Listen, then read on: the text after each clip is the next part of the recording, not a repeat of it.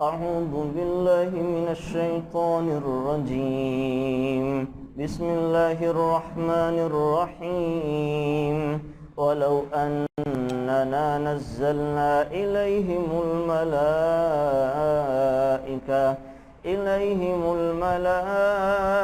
وكلمهم الموتى وحشرنا عليهم كل شيء قبلا ما كانوا ليؤمنوا إلا أن يشاء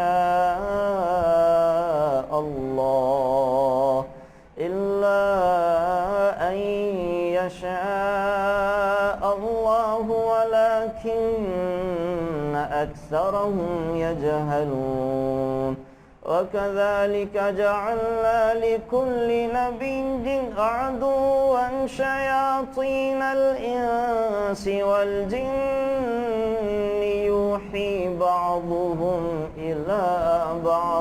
يوحي بعضهم إلى بعض زخرف القول غرورا ولو شاء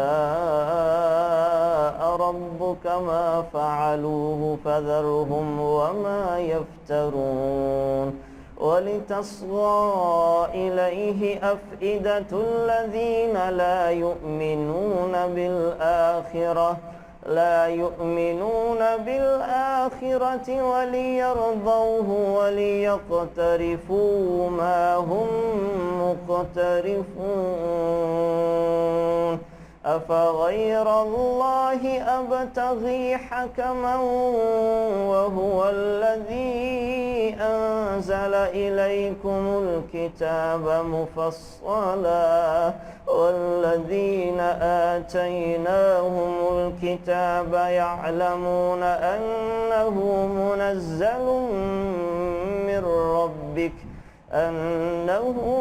منزل من ربك بالحق فلا تكونن من الممترين. صدق الله العظیم. بسم اللہ الرحمن الرحیم. اللہ تعالیٰ نے 7ویں پارے کے آخر میں مشرکین کا مطالبہ ذکر کیا تھا آپ علیہ السلام سے کہ اے محمد صلی اللہ علیہ وسلم، اگر آپ اپنے دعویٰ میں سچے ہیں تو ہمیں معجزے دکھائیں اور ان پہاڑوں کو سونے کا بنا دیں، تب ہم مانیں گے کہ آپ اللہ کے آخری نبی ہیں، آپ سچے ہیں۔ لیکن اللہ تعالیٰ نے اور آپ علیہ السلام نے امت محمدیہ پر رحم کرتے ہوئے فرمائشی معجزہ نہیں دکھایا۔ اس کی وجہ کیا ہے؟ اس کی وجہ یہ ہے کہ اگر فرمائشی معجزہ دکھا دیا جائے، اللہ کی سنت ہے، اللہ تعالیٰ کی سنت یہ ہے کہ ایک تو معجزے انبیاء دکھاتے ہیں، امت والے اگر انکار کر دیں، نہ مانیں، تو اللہ عذاب لے کر نہیں آتا۔ لیکن اگر امت والے معجزے مانگیں اور معجزہ آنے کے بعد نبی پر ایمان لے کر نہ آئیں تو اللہ سب کو تباہ و برباد کر دیتے ہیں کہ قوم عاد والوں نے معجزہ مانگا، نبی نے دکھایا، نہ ماننے کی شکل میں اللہ نے ہلاک کیا۔ قوم صالح والوں نے، حضرت شعیب علیہ السلام کی قوم نے فرمائشی معجزہ مانگا کہ یہ اونٹ، گابن اونٹنی پہاڑ سے پیدا ہو جائے، قوم نے نہیں مانا تو اللہ تعالیٰ نے قوم کو ہلاک کر دیا۔ تو یہ اللہ کی سنت ہے اور قرآن کا ضابطہ ہے کہ فرمائشی معجزہ جو مانگے نہ تسلیم کرے اللہ ہلاک کر دیتے ہیں۔ یوں تو میرے نبی نے کئی معجزے دکھائے، چاند کے 2 ٹکڑے کیے، جانوروں کا انسانی زبان میں گفتگو کرنا دکھایا ہے، فرشتوں کا زمین پہ اترنا عربوں نے دیکھا ہے، درخت کا زمین کا سینہ چیر کر آنا دیکھا ہے، کنکریوں کا اشہد واللہ الہ الا اللہ کا پڑھنا دیکھا ہے۔ بے شمار معجزے میرے نبی کے ہاتھوں سے، انگلیوں مبارک سے پانی کے چشموں کا پھوٹنا دیکھا ہے، لیکن یہ فرمائشی نہیں تھے۔ انہوں نے فرمائشی کہا کہ پہاڑ سونے کا بن جائے، تو اللہ تعالیٰ نے نہیں دکھایا اور بتایا آپ علیہ السلام کو کہ یہ جھوٹ بولتے ہیں۔ اگر آپ ان کو یہ معجزے دکھائیں بھی، یہاں تک کہ قبروں سے مردے زندہ ہو کر ان سے باتیں کرنے لگیں تو تب بھی یہ ایمان لانے والے نہیں ہیں، تب بھی ایمان لانے والے نہیں ہیں۔ دیکھیں اللہ تعالیٰ نے جو کافروں کو کہا ہے نا جگہ جگہ، صم بکم عمی فہم لا یرجعون، اندھے ہیں، گونگے ہیں، بہرے ہیں، ایمان لے کر نہیں آئیں گے۔ اللہ انسان کا ماضی بھی جانتا ہے، حال بھی جانتا ہے، مستقبل بھی جانتا ہے۔ اللہ ان بنیادوں پر یہ حکم فرما رہے ہوتے ہیں کہ مجھے پتہ ہے، تو انسان یہ نہ کہے کہ یہ تو اللہ نے اس کو کافر بنا دیا، اور اگر مسلمان ہوتا تو کیا اچھا ہوتا، اور کافر جو ہے اللہ نے اس کو توفیق عطا نہیں فرمائی۔ یہ خطرناک باتیں ہیں۔ اللہ نے توفیق دی ہے، دین کا بول بالا کر دیا، سب کو اسلام کا تعارف کروا دیا۔ اللہ تو مستقبل کے حوالے سے بتا رہے ہوتے ہیں کہ یہ ہونے والا ہے۔ جیسے اس کی آسان سی مثال سمجھیں، تقدیر کے معاملے میں اکثر لوگوں کو مغالطہ رہتا ہے کہ اللہ نے جی ہماری تقدیر میں یہ لکھ دیا ہے تو ہم کیا کر سکتے ہیں۔ یاد رکھیں، تقدیر میں لکھے جانے کا مطلب یہ ہوتا ہے کہ اللہ تعالیٰ کو انسان کی فیوچر کا، اس کی فیوچر پلاننگ کا سب کچھ پتہ ہوتا ہے۔ اللہ وہ لکھ دیتے ہیں۔ اللہ کے لکھنے کی وجہ سے بندہ کام نہیں کرتا یا کرتا ہے، یہ اللہ کے لکھنے کی وجہ سے نہیں کرتا۔ یہ بالکل ایسے ہے کہ جیسے ایک بچہ اسکول میں داخل ہوتا ہے اور 5-10 دن کے بعد ٹیچرز بتا دیتی ہیں کہ یہ بچہ ٹاپ کرے گا، یہ فرسٹ آئے گا اور یہ فیل ہوگا، اور بالکل ایسے ہی ہوتا ہے، بالکل ایسے ہی ہوتا ہے۔ اب آپ مجھے بتائیں، جو فرسٹ آنے والا کیا ٹیچر کے کہنے سے فرسٹ آیا ہے؟ اور جو فیل ہوا کیا اس وجہ سے فیل ہوا کہ ٹیچر نے کہا تھا فیل ہوگا؟ اس وجہ سے نہیں، وہ اپنی محنتوں کی وجہ سے۔ ٹیچر کو کیسے پتا چلا؟ ٹیچر کی وہ لائن تھی، اس نے اپنے اندازے کی بنیاد پر ایک تخمینہ اور اندازہ لگایا جو کہ صحیح ہے۔ تو اللہ کے اندازے، اللہ کے تخمینے وہ تو یقینی ہوتے ہیں، اور اللہ کی باتیں تو وہ تو دلوں کے حال تک جانتا ہے، انسان کا مستقبل تک جانتا ہے، تو وہ تقدیر میں لکھا گیا ہے۔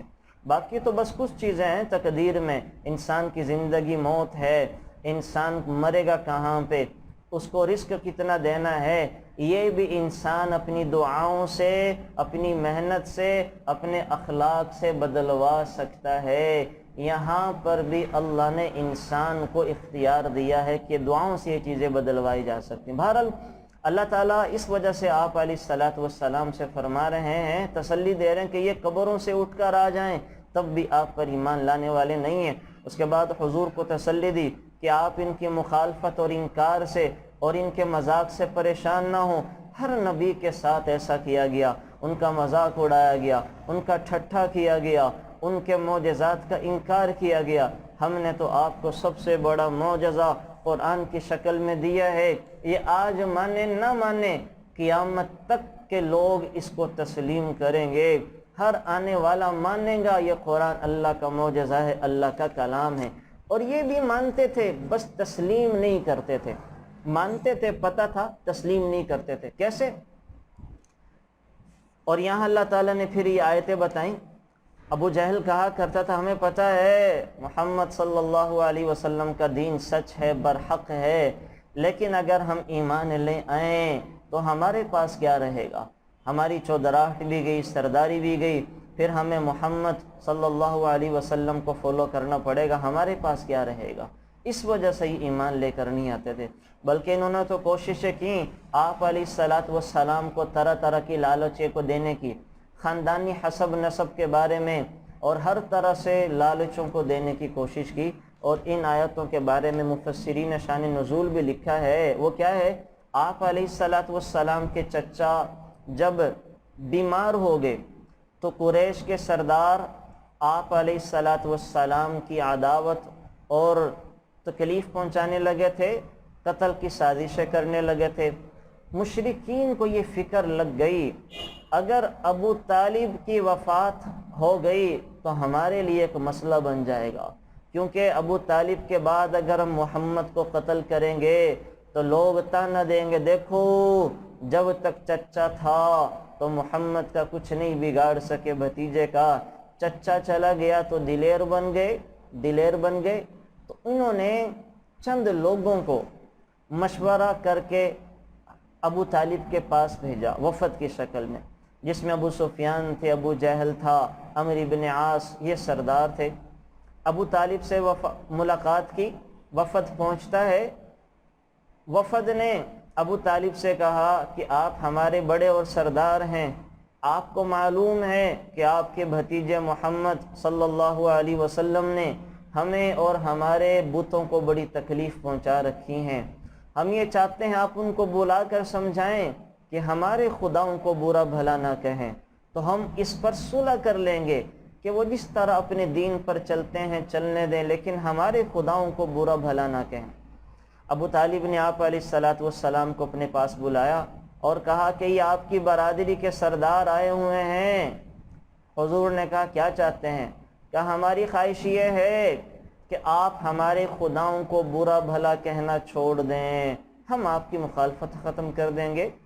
آپ علیہ السلام نے کہا اچھا یہ بتلاؤ، اگر میں تمہاری یہ بات مان لوں تو کیا تم ایک ایسا کلمہ کہنے کو تیار ہو جاؤ گے جس کے کہنے سے سارا عرب تمہارا ہوگا، تم سارے عرب کے مالک بن جاؤ گے اور عجم تمہارے تابع اور تمہیں جزیہ دینے والے بن جائیں گے؟ ابو جہل کہنے لگا ایسا کلمہ ایک نہیں، ہم 10 کہنے کو تیار ہیں، ایسے تو ہم 10 کلمے کہہ لیں گے، بتلائیے وہ کیا ہیں؟ آپ علیہ السلام نے کہا کہ پڑھو لا الہ الا اللہ، اللہ کی وحدانیت کا اقرار کر لو۔ بس یہ سننا تھا، سارے برہم ہو گئے۔ ابو طالب نے بھی حضور سے کہا میرے بھتیجے اس کلمہ کے سوا کوئی اور بات کہو، کیونکہ آپ کی قوم اس کلمہ سے گھبرا گئی ہے۔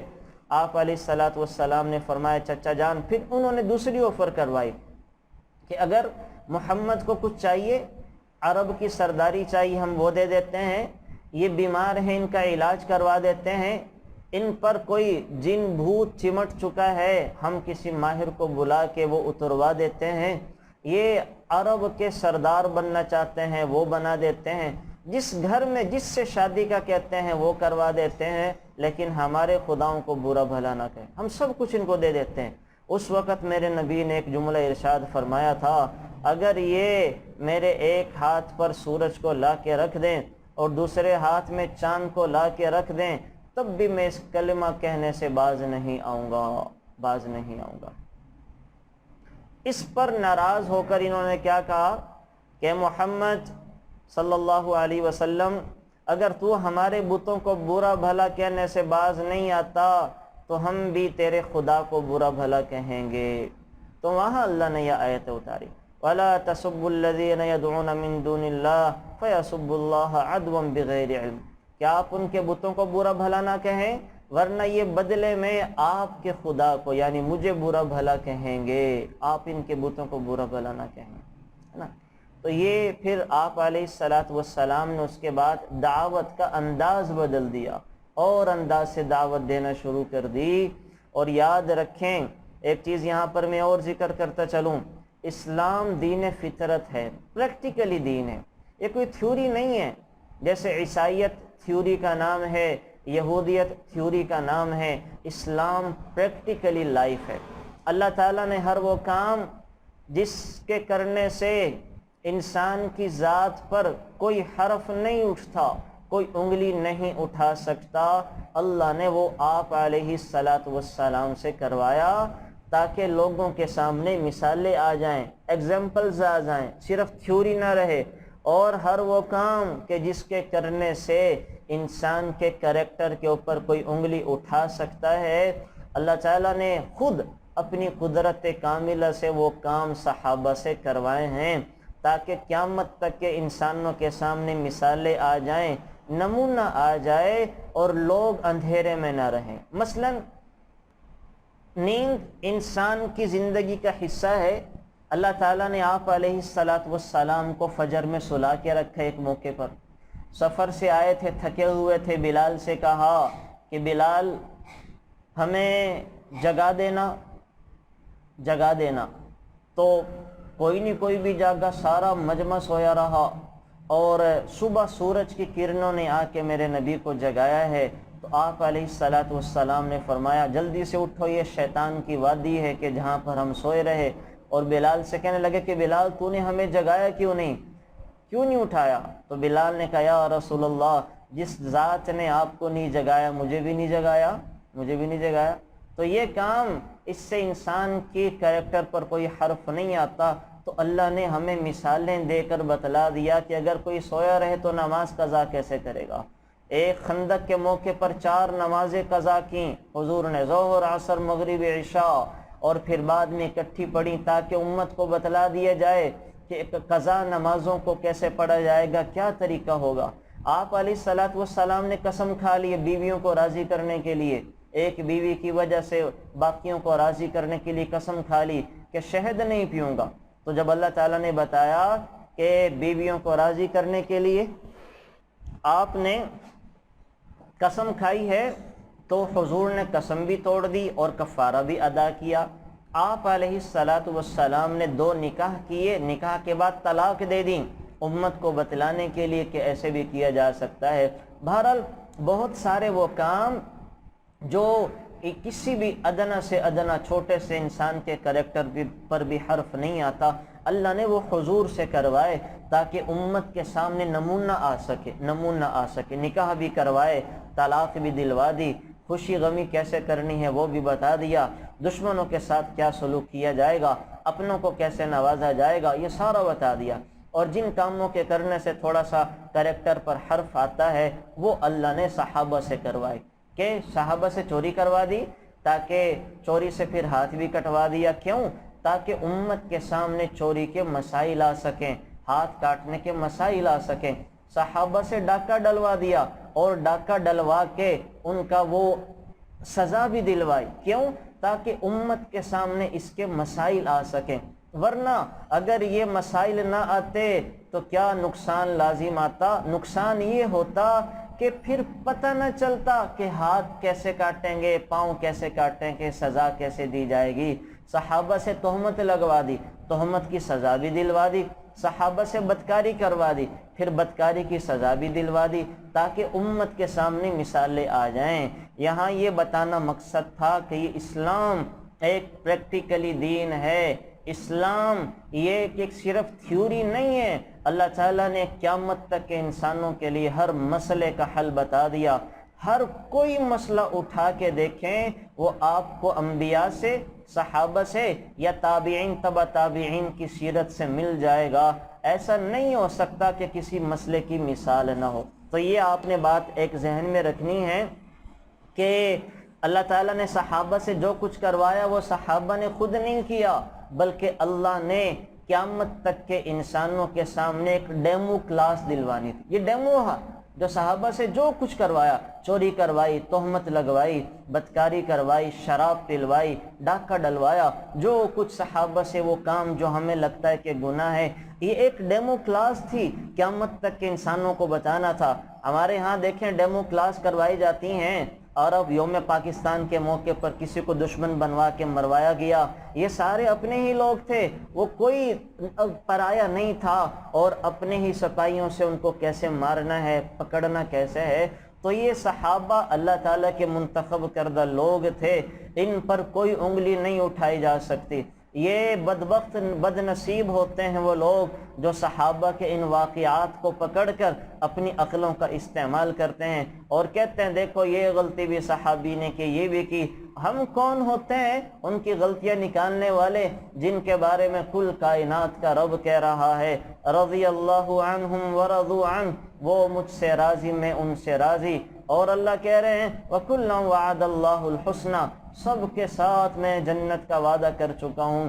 وہ سرٹیفکیٹ جو جنتیوں کو جنت میں جانے کے بعد سب سے اخیر میں دیا جائے گا، اللہ کی رضا کا سرٹیفکیٹ، اللہ تعالیٰ وہ سرٹیفکیٹ صحابہ کو دنیا میں ہی بانٹ چکے ہیں۔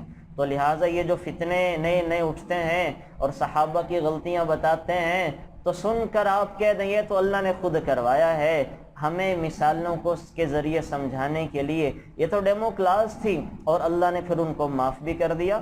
تو ہمیں نہیں کچھ حق بنتا کہ ہم ان کے بارے میں کوئی بات کریں، کون حق پر ہے، کون غلطی پر تھا، کس نے کیا کیا، کیوں کیا۔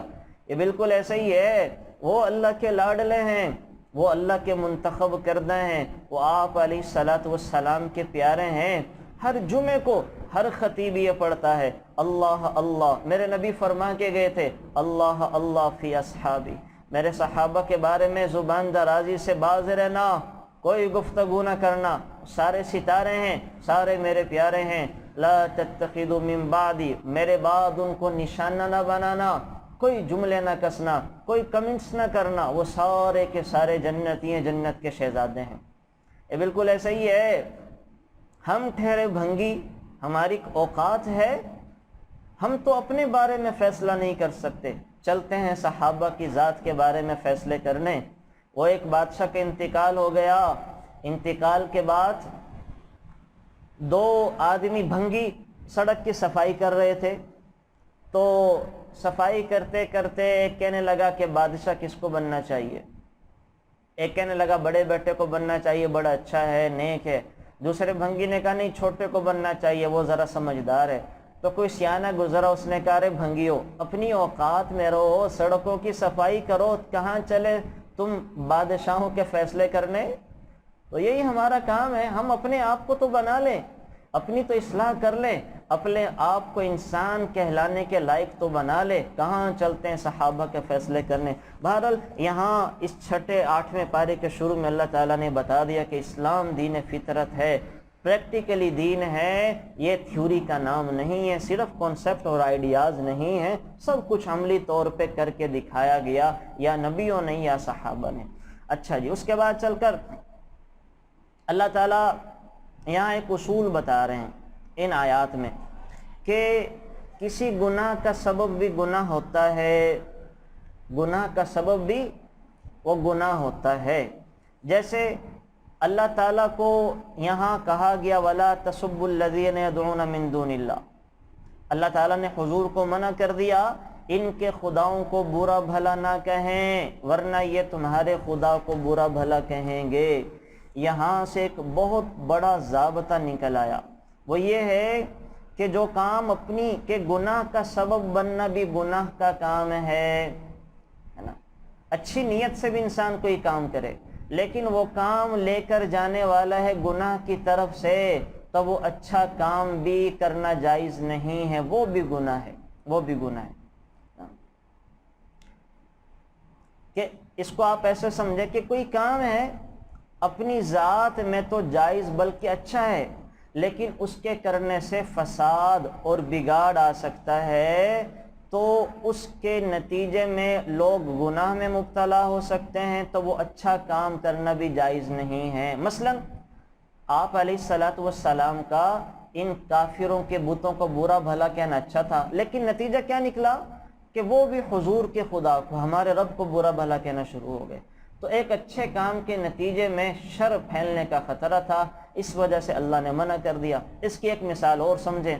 آپ علیہ السلام نے صحابہ کو مخاطب کر کے فرمایا کوئی شخص اپنے ماں باپ کو گالی نہ دے، کوئی شخص اپنے ماں باپ کو گالی نہ دے. صحابہ نے کہا یا رسول اللہ یہ کیسے ممکن ہے کہ ہم اپنے ماں باپ کو گالیاں دیں؟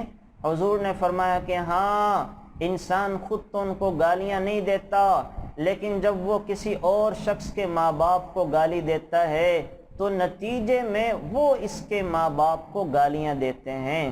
تو اپنے ماں باپ کو گالیاں دلوانے کا سبب یہ بنا ہے، اس نے اپنے ماں باپ کو گالیاں دلوائی ہیں. تو اس وجہ سے آپ علیہ السلام نے منع فرما دیا کہ کوئی شخص اپنے ماں باپ کو گالیاں نہ دے. تو یہاں پہ اس نقطے کو سمجھ لیں کہ کوئی ایسا کام کہ جس کے کرنے سے کوئی گناہ لازم آتا ہے، وہ اچھا کام کرنا بھی جائز نہیں ہے. اس کی ایک مثال اور،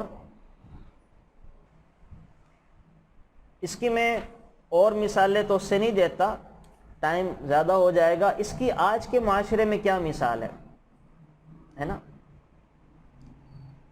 کسی شخص کا بیٹا نافرمان ہو جائے اور ماں اور باپ جانتے ہیں اگر میں اس کو کسی کام کا کہوں گی تو زیادہ نافرمانی کرے گا، تو اس کو جائز کام کا بھی نہ کہا کریں، ہے نا. اس کے لیے طریقہ اور انداز اپنائیں.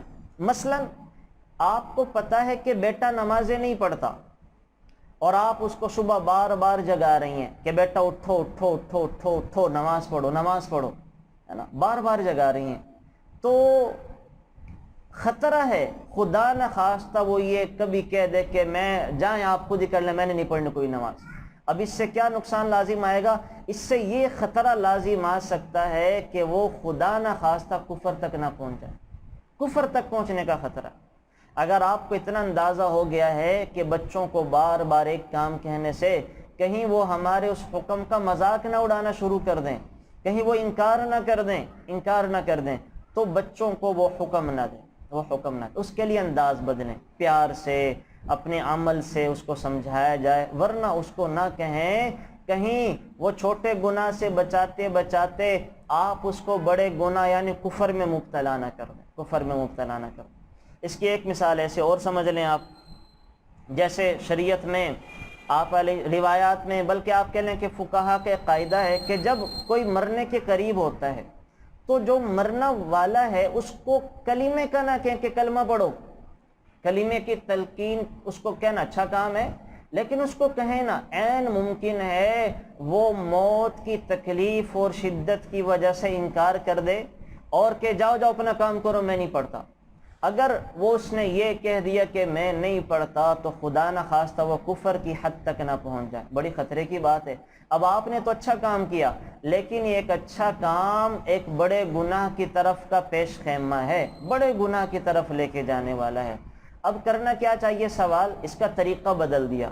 اس کا طریقہ یہ ہے کہ آپ مرنے والے کو نہ کہیں کہ کلمہ پڑھ اشہد ان لا الہ الا اللہ، بلکہ اس کے قریب بیٹھ کر خود پڑھتے جائیں، اس کو نہ کہیں بالکل بھی۔ کہیں ایسا نہ ہو کہ آپ تو اس کو اچھا کام کہہ رہے ہیں اور وہ اللہ معاف فرمائے مرتد ہو جائے، کافر ہو جائے، اس کے قریب بیٹھ کے پڑھتے رہیں لا الہ الا اللہ، اشہد ان لا الہ الا اللہ۔ انشاءاللہ جب آپ اس کے قریب بیٹھ کے اس کا ورد کرتے رہیں گے تو عین ممکن ہے اللہ اس کی زبان پہ یہ جاری کروا دے اور شیطان سے چھٹکارا حاصل کروا دے۔ تو یہ بڑا اہم نقطہ ہے۔ یہاں بہت ساری باتیں تھیں لیکن ہمارا باقی سارا پارا پھر رہ جائے گا، تب انشاءاللہ پھر اس پہ وہ جو ہم کھل کے بات کریں گے۔ اچھا جی، اسی طرح سے آگے چل کر اللہ تعالیٰ کافروں کی اور مسلمانوں کی مثال دے رہے ہیں۔ اومن کان میتا فاحییناہ وجعلنا لہ نورا یمشی بہ فی الناس، کہ بلا ایک ایمان والا اور کفر والا دونوں برابر ہو سکتے ہیں؟ ایک مردہ اور زندہ دونوں برابر ہو سکتے ہیں؟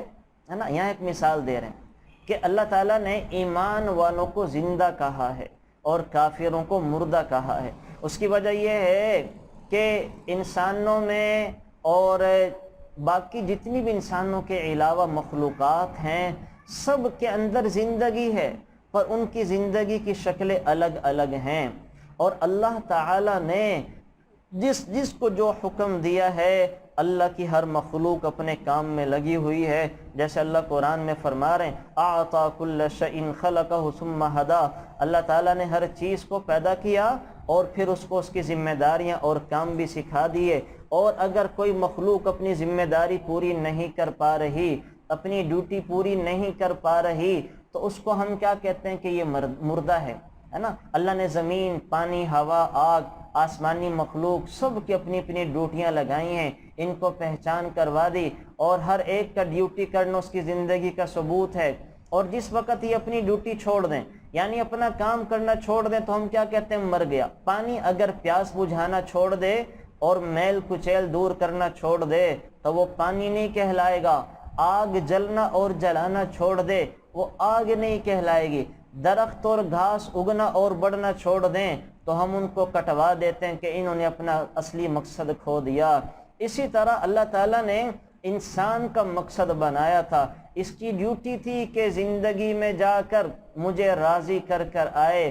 تو جو اپنا مقصد نہیں پورا کر رہا اور جو اللہ کو راضی نہیں کر رہا، تو اللہ کہتے ہیں وہ انسان کہلانے کا حقدار نہیں ہے، وہ مردہ ہے، وہ مردہ ہے۔ یہاں تک کہ اگر وہ اپنے مقصد میں سے کچھ تھوڑا سا بھی کلمہ بھی نہیں پڑھ رہا تو وہ کافر ہے، مردہ ہے۔ تو اسی وجہ سے اللہ کے نبی نے فرمایا کلمہ پڑھنے والے کی مثال وہ ایمان والے کسی ہے، زندہ کسی ہے، اور کلمہ نہ پڑھنے والے کی مثال وہ مردہ کسی ہے، وہ کافر کسی ہے۔ تو یہاں ہمیں چیزوں کو دیکھ کر سمجھ لینا چاہیے کہ اللہ تعالیٰ نے کافروں کے بارے میں کیا کہا؟ ایمان والوں کو زندہ کہا، کافروں کو مردہ کہا۔ ایمان والے مردہ کیوں ہیں؟ اپنا مقصد پورا کر رہے ہیں، زندہ ہیں۔ کافر مردہ کیوں؟ اپنا مقصد پورا نہیں کر رہے۔ تو خدا نہ خواستہ اگر ہم میں سے کوئی اپنا مقصد حیات اللہ کی عبادت نہیں کر رہا تو اللہ کی نظروں میں وہ مردہ ہے، مردہ۔ آگے چل کر اللہ تعالیٰ یہ آیت بتا رہے ہیں، افمن شرح اللہ صدرہ للاسلام فہو علی نور من ربہ، ہے نا، فمن یرید اللہ ان یہدیہ یشرح صدرہ للاسلام۔ اللہ تعالیٰ جس کو چاہتا ہے اس کا سینہ ایمان کے لیے کھول دیتا ہے، اور جس کو اللہ گمراہ کرنا چاہتا ہے اللہ اس کا دل تنگ کر دیتا ہے، دل تنگ کر دیتا ہے۔ یعنی جس شخص کو اللہ تعالیٰ ہدایت دینا چاہتے ہیں اللہ اس کا سینہ ایمان کے لیے کھول دیتے ہیں۔ اس آیت کے شان نزول کے بارے میں مختلف واقعات نقل ہیں۔ صحابہ کرام نے جب یہ آیت اتری تو آپ علیہ السلام سے اسلام کے لیے سینہ کھل جانے کی تفسیر دریافت کی۔ آپ علیہ السلام نے فرمایا، اللہ مومن کے دل میں ایک روشنی ڈال دیتے ہیں جس سے اس کا دل حق بات کو دیکھنے، سمجھنے اور قبول کرنے کے لیے کھل جاتا ہے، حق بات کو آسانی سے قبول کرنے لگتا ہے، اور حق کے خلاف بات سے وحشت اور نفرت آنے لگتی ہے۔ صحابہ نے عرض کیا، یا رسول اللہ اس کی کوئی علامت بھی ہے جس سے وہ شخص پہچانا جائے کہ جس کو شرح صدر حاصل ہو گیا؟ اصل میں یہ ایک اصطلاح ہے، الم نشرح لک صدرک، جو ہے ہم نے آپ کے سینے کو کھول دیا۔ شرح صدر، ربی شرح لی صدری، اے اللہ ہمارے سینے کو کھول دے، جس کو شرح صدر کہتے ہیں، جس کو ہم اپنی اردو زبان میں اعلیٰ درجے کی تسلی، ہے نا، کانفیڈنس لیول کی انتہا، کسی چیز کی کنفرمیشن ہو جانا، کسی چیز پہ دل کا ٹھہر جانا، جم جانا، وہاں سے ہٹے ہی نہ، اس کو شرح صدر کی ٹرم سے تعبیر کیا جاتا ہے۔ تو صحابہ نے کہا کوئی علامت جس کو شرح صدر حاصل ہو جائے؟ حضور نے فرمایا کہ ہاں، علامت یہ ہے کہ اس شخص کی ساری رغبت آخرت اور اس کی نعمتوں کی طرف ہو جاتی ہے، دنیا کی بے جا خواہشات اور فانی لذتوں سے گھبراتا ہے اور موت کے آنے سے پہلے موت کی تیاری میں لگ جاتا ہے۔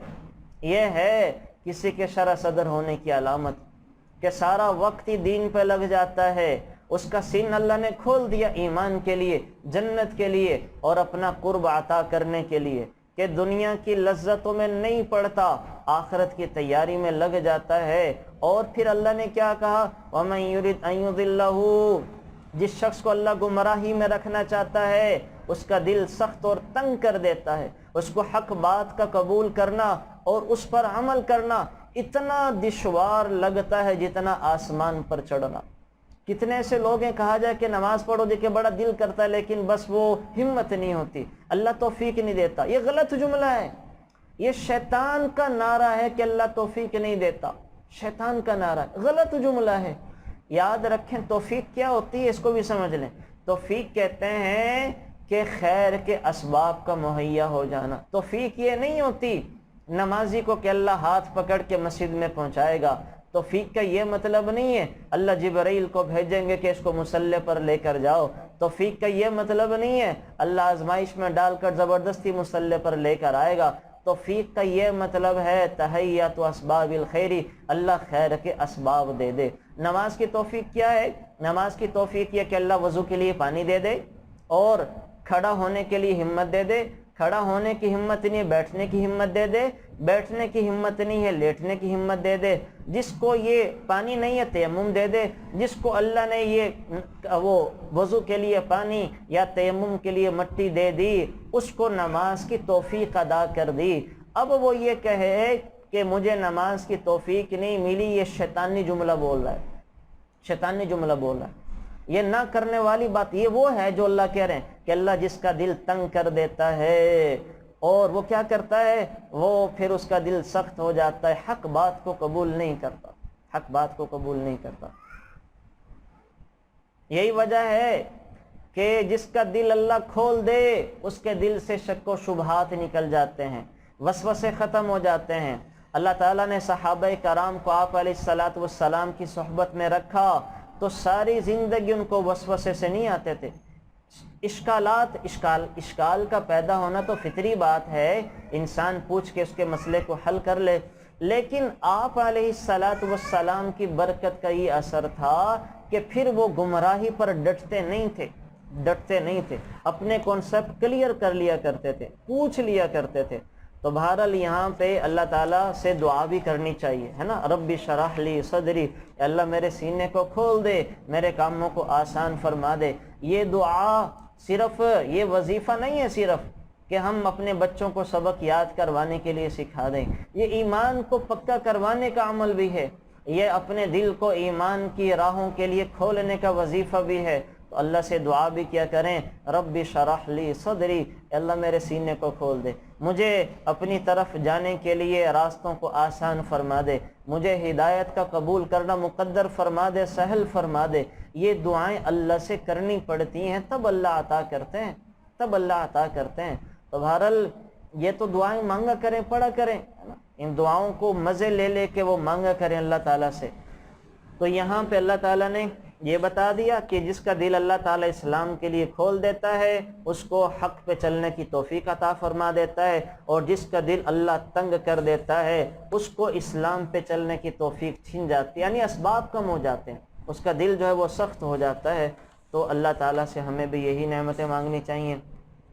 اسی طرح سے آگے چل کر یہ جو اللہ تعالیٰ آیتیں فرما رہے ہیں، وَكَذَلِكَ نُوَلِّي بَعْضَ الظَّالِمِينَ بَعْضًا بِمَا كَانُوا يَكْسِبُونَ، ہم گناہ گاروں کو گناہ گاروں کے ساتھ ملا دیتے ہیں ان کے گناہوں کی وجہ سے، ایک پارٹی کر دیتے ہیں۔ یعنی یہاں سے کیا پتہ چلا کہ دنیا میں بھی اعمال و اخلاق کا اجتماعی معاملات پر اثر ہوتا ہے نا۔ مطلب کیا ہوا کہ انسان کے اچھے اور برے اعمال کی جزا اور سزا آخرت میں تو ملے گی، لیکن ایک جزا، بدلہ اور سزا اللہ دنیا میں نقد بھی عطا فرما دیتے ہیں۔ میں نے کیا عرض کیا کہ اللہ تعالیٰ انسان کے برے اعمال کا بدلہ یا اچھے اعمال کا نتیجہ آخرت میں تو عطا فرمائیں گے، لیکن دنیا میں بھی اللہ برائیوں کا بدلہ اور اچھائیوں کا صلہ عطا فرما دیتے ہیں۔ وہ کیسے؟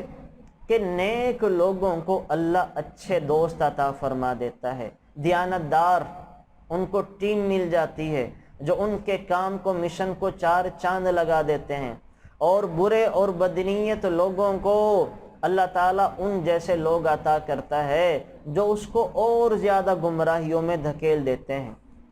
آپ علیہ الصلاۃ والسلام نے فرمایا، جب اللہ کسی بادشاہ اور حاکم سے راضی ہوتا ہے تو اس کو اچھے وزیر اور اچھا عملہ دے دیتے ہیں، جس سے اس کی حکومت کے سارے کام درست ہو جاتے ہیں اور حکومت کو ترقی ملتی ہے۔ اور جب اللہ کسی سے ناراض ہوتا ہے تو اس کو برا عملہ اور برے دوست دے دیتا ہے، برے افسر اس کے کھاتے میں ڈال دیتا ہے۔ وہ اگر کوئی اچھا کام کرنے کا ارادہ بھی کرے تب بھی ان پر قابو نہیں پا سکتا۔ اس سے حکومتوں کا اندازہ لگا لے۔ اللہ تعالیٰ بنو امیہ سے راضی ہوئے، عمر بن عبد الخلیفہ جیسے حکمران دیے، اور وزیر خزانہ کیسے دیے؟ واہ واہ، عجیب لوگ تھے یہ۔ آپ علیہ الصلاۃ والسلام کی میں دوبارہ حدیث مبارکہ سناتا ہوں، اس کو سن کر آپ اپنے زمانے میں اندازہ لگا سکتے ہیں کہ ہمارے حکمران اچھے ہیں کہ برے ہیں۔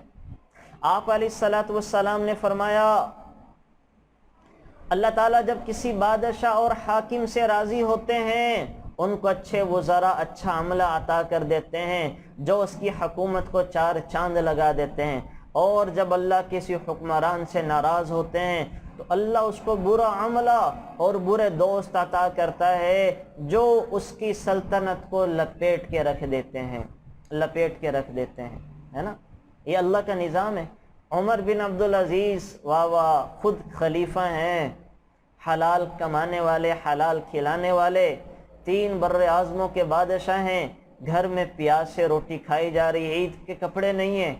بیوی نے کہا کہ عبداللہ، عمر چلو عید آ گئی ہے، ایڈوانس تنخواہ لے لو۔ حضرت عمر بن عبدالعزیز نے اپنے بندے کو اپنے وزیر خزانہ کے پاس پہنچایا۔ اب آپ نے اس کو کیسے کرنا ہے کہ اگر اللہ بادشاہ اچھا ہو، نیک ہو، اس کو وزیر بھی اچھے دیتا ہے، اس کو مشیر بھی اچھے دیتا ہے، اس کا عملہ بھی اللہ اچھا بنا دیتا ہے۔ عمر بن عبدالعزیز خود اچھے تھے، وزیر خزانہ کیسا تھا؟ حیران ہو جائیں گے، حیران۔ بیوی نے کہا کہ عمر بچوں کے عید کے لیے کپڑے نئے نہیں ہیں، تو کہا جو اس مہینے کی تنخواہ آئی تھی وہ تو ساری ختم ہونے والی ہے، جو بیت المال سے ملی تھی، کیسا کریں آپ ایڈوانس تنخواہ لے لیں۔ حضرت عمر نے اپنے خادم کو دوڑایا وزیر خزانہ کی طرف۔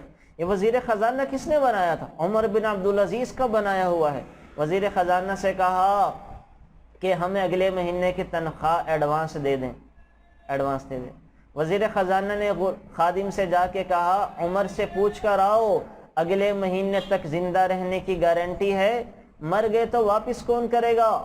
گارنٹی ہے۔ وزیر خزانہ کا بندہ آیا اور حضرت عمر سے آ کر پوچھا کہ وہ پوچھ رہے ہیں اگلے مہینے تک زندہ رہنے کی گارنٹی ہے؟ عمر بن عبدالعزیز یہ سن کے رونے لگے، فرمانے لگے کہ اللہ کی قسم مجھے تو اگلے پل کی گارنٹی نہیں ہے، اگلے مہینے تک کی زندگی کی گارنٹی کیسے دی جا سکتی ہے؟ یہ کہہ کر بیوی سے کہا میں اس دفعہ عید پر اپنے بچوں کے کپڑے نہیں سلوا سکتا، ورنہ تو ملازم تو مالکوں کے ماتحت ہوتے ہیں۔ عمر بن عبدالعزیز کے وزیر خزانہ کو چاہیے تھا کہ فوراً 5 مہینوں کی تنخواہ ایڈوانس میں دے دیتا کہ مالک زیادہ راضی ہوگا، لیکن یہ میرے رب کا نظام ہے، جب بادشاہ نیک اچھا ہو اللہ عملہ بھی اچھا دے دیتے ہیں، جو اس کی سلطنت کو 4 چاند لگا دیتے ہیں۔ یوں ہی نہیں، ان کی سلطنت کو خلفاء راشدین کی سلطنت میں شمار کیا گیا۔ تو اس حدیث کو آپ نے قیامت تک کے لیے یاد رکھنا ہے، اور جو ہمارا سیاسی کراؤڈ یا ماحول بنتا ہے وہاں یہ حدیث سنا دیں۔ اللہ کے نبی نے فرمایا تھا ایک تو اعمالکم عمالکم، جیسے عوام ویسی سی وہ حکمران، اور دوسرے اگر حکمران اچھے ہوں گے اللہ اس کو اچھا عملہ دے گا، حکمران خود برا ہوگا اللہ اس کو ویسا سا عملہ دے گا۔ اس حدیث کے اوپر ہم قیامت تک آنے والے سلطنتوں کو حکمرانوں کو پرکھ سکتے ہیں۔ اور کیا کیا؟ دوسری بات یہاں پہ ایک ظالم کو دوسرے ظالم کے ہاتھ سے اللہ سزا دلواتا ہے نا۔ اللہ تعالیٰ ایک ظالم کو دوسرے ظالم کے ذریعے ہلاک کرتا ہے، دوسرے کو تیسرے کے ذریعے کرتا ہے، اور اسی وجہ سے حدیث شریف کے اندر آتا ہے کما تکونون کذالک یؤمر علیکم، اے لوگو جیسے سے تم بنو گے ویسا سا میں تم پر حکمران مسلط کر دوں گا۔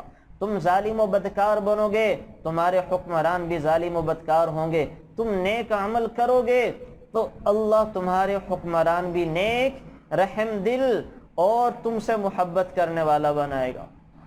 عبداللہ بن عباس فرماتے ہیں جب اللہ کسی قوم کا بھلا چاہتے ہیں تو ان پر اچھے حکمران اور عمراء کو مسلط کر دیتے ہیں، اور جب اللہ کسی قوم کا برا چاہتے ہیں تو ان پر ظالموں کو مسلط کر دیا جاتا ہے۔ اب میں اور آپ اپنا جائزہ اور اندازہ لگا لیں کہ ہم نے کیا کیا اور اللہ ہمارے ساتھ کیا چاہتے ہیں۔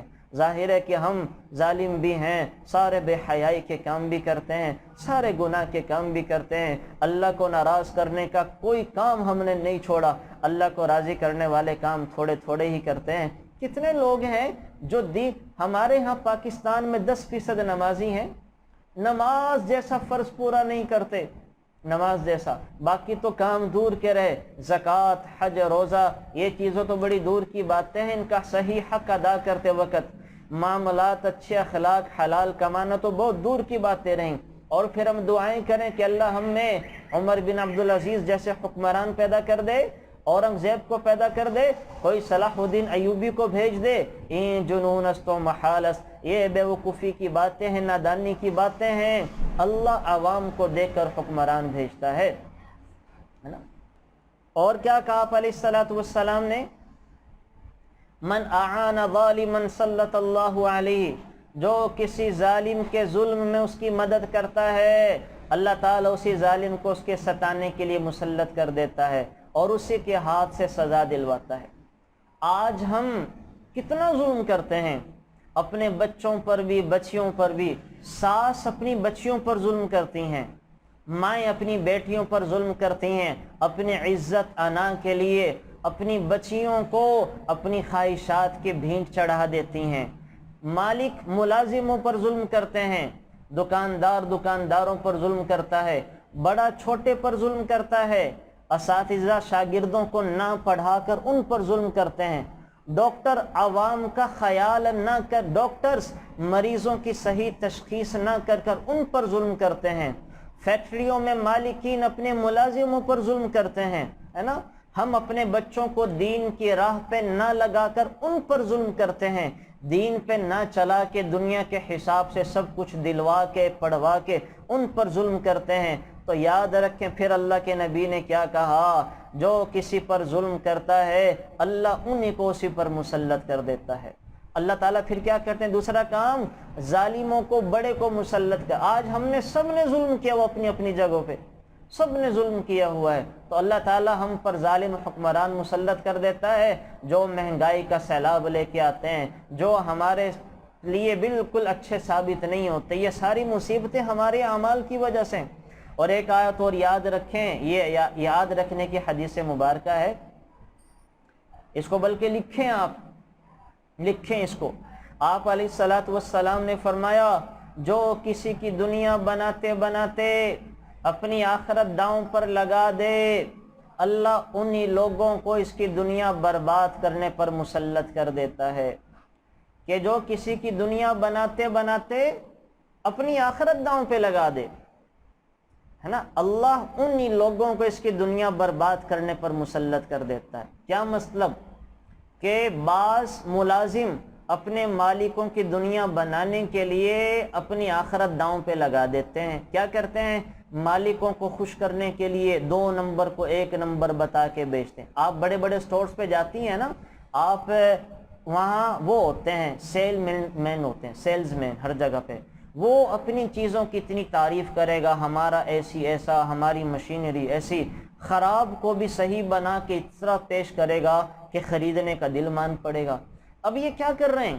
یہ لوگ اپنے مالکوں کی دنیا بنانے کے لیے اپنی آخرت داؤں پہ لگا رہے ہیں، جھوٹ بھی بول لیں گے، 2 نمبر کو 1 نمبر بتا کے بھی بیچیں گے، فراڈ بھی کریں گے، اور کیڑوں والی دالوں کو، کیڑوں والی چیزوں کو اعلیٰ قسم کی بنا کر بیچ کے پیش بھی کر دیں گے۔ کیا کر رہے ہیں؟ یہ ملازم اپنے مالکوں کی دنیا بنانے کے لیے اپنی آخرت تباہ کر رہے ہیں۔ آخرت تو خراب کر لی، جھوٹ بول کے، دھوکہ دے کے، 2 نمبر کو 1 نمبر بتا۔ اللہ پھر کیا کرتے ہیں بدلے میں؟ آخرت انہوں نے اپنے ہاتھوں سے تباہ کر دی، اللہ انہی لوگوں کو ان کی دنیا برباد کرنے پر مسلط کر دیتا ہے۔ اب ایک دن آتا ہے کہ یہی ملازم پکڑا جاتا ہے، شک میں پڑ جاتا ہے، اور مالک کان سے پکڑ کے نکال دیتا ہے، عین موقع پہ دھوکہ دے دیتا ہے، چل جا میرے کام سے۔ کیا ملا؟ نہ خدا ہی ملا، نہ وصال صنم، نہ ادھر کے رہے نہ ادھر کے رہے، دنیا تو مالک نے برباد کر دی، آخرت اس نے خود برباد کر دی۔ اور بتاؤں کیسے ہوتا ہے؟ ماں باپ اپنی اولاد کی دنیا بنانے کے لیے اپنی آخرت داؤں پہ لگا دیتے ہیں، ہے نا۔ ماں باپ کیا کرتے ہیں؟ اپنی اولاد کی دنیا بناتے بناتے بناتے اولاد کو ڈاکٹر، انجینئر، پروفیسر، ان سارے چکروں میں، دنیا دار بنانے میں کیا کرتے ہیں؟ اپنی آخرت داؤں پہ لگاتے ہیں۔ وہ کیسے؟ نمازوں کے وقت بچوں کو نہیں جگائیں گے، فجر کی نماز کے لیے نہیں جگائیں گے، صبح 6:30 بجے 7 بجے اسکول جانے کے لیے جگانا شروع کر دیں گے، فکر لگ جائے گی کہ ہم نے تو فیس بھری ہے۔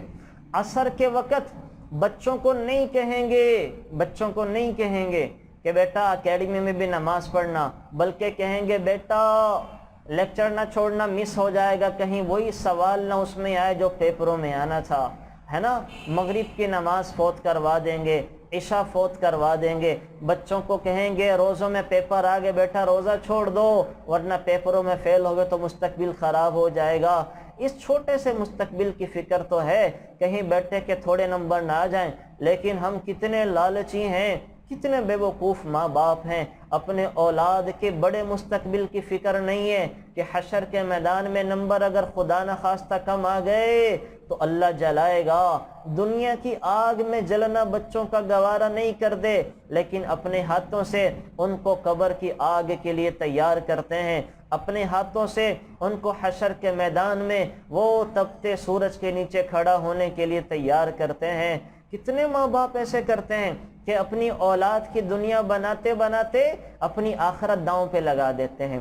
بچیوں کو وہ بے حیائی کا کلچر دیتے ہیں، بچیوں کو ایسے اسکول میں داخل کرواتے ہیں جہاں ناچ گانا بھی ہو، ایسی جگہوں پہ بھی بھیج دیتے ہیں۔ کس نے آپ کو مجبور کیا ہے کہ ایسی جگہوں پہ بھیجیں؟ ایسے فنکشن میں کیوں بھیجتے ہیں جہاں جا کے بچیوں میں بے حیائی عام ہو، بے حیائی کا کلچر پھیلے؟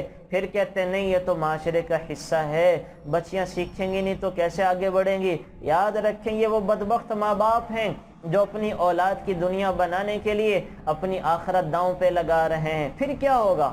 پھر اللہ تعالیٰ اب ان ماں باپ نے کیا کیا؟ اپنی آخرت کا تو جنازہ خود نکال دیا، اللہ سے بغاوت کر کے خود نکال دیا۔ پھر ایک دن آئے گا، ایک وقت آئے گا کہ یہی بچے بچیاں اپنے ماں باپ کی دنیا بھی بگاڑ دیں گے۔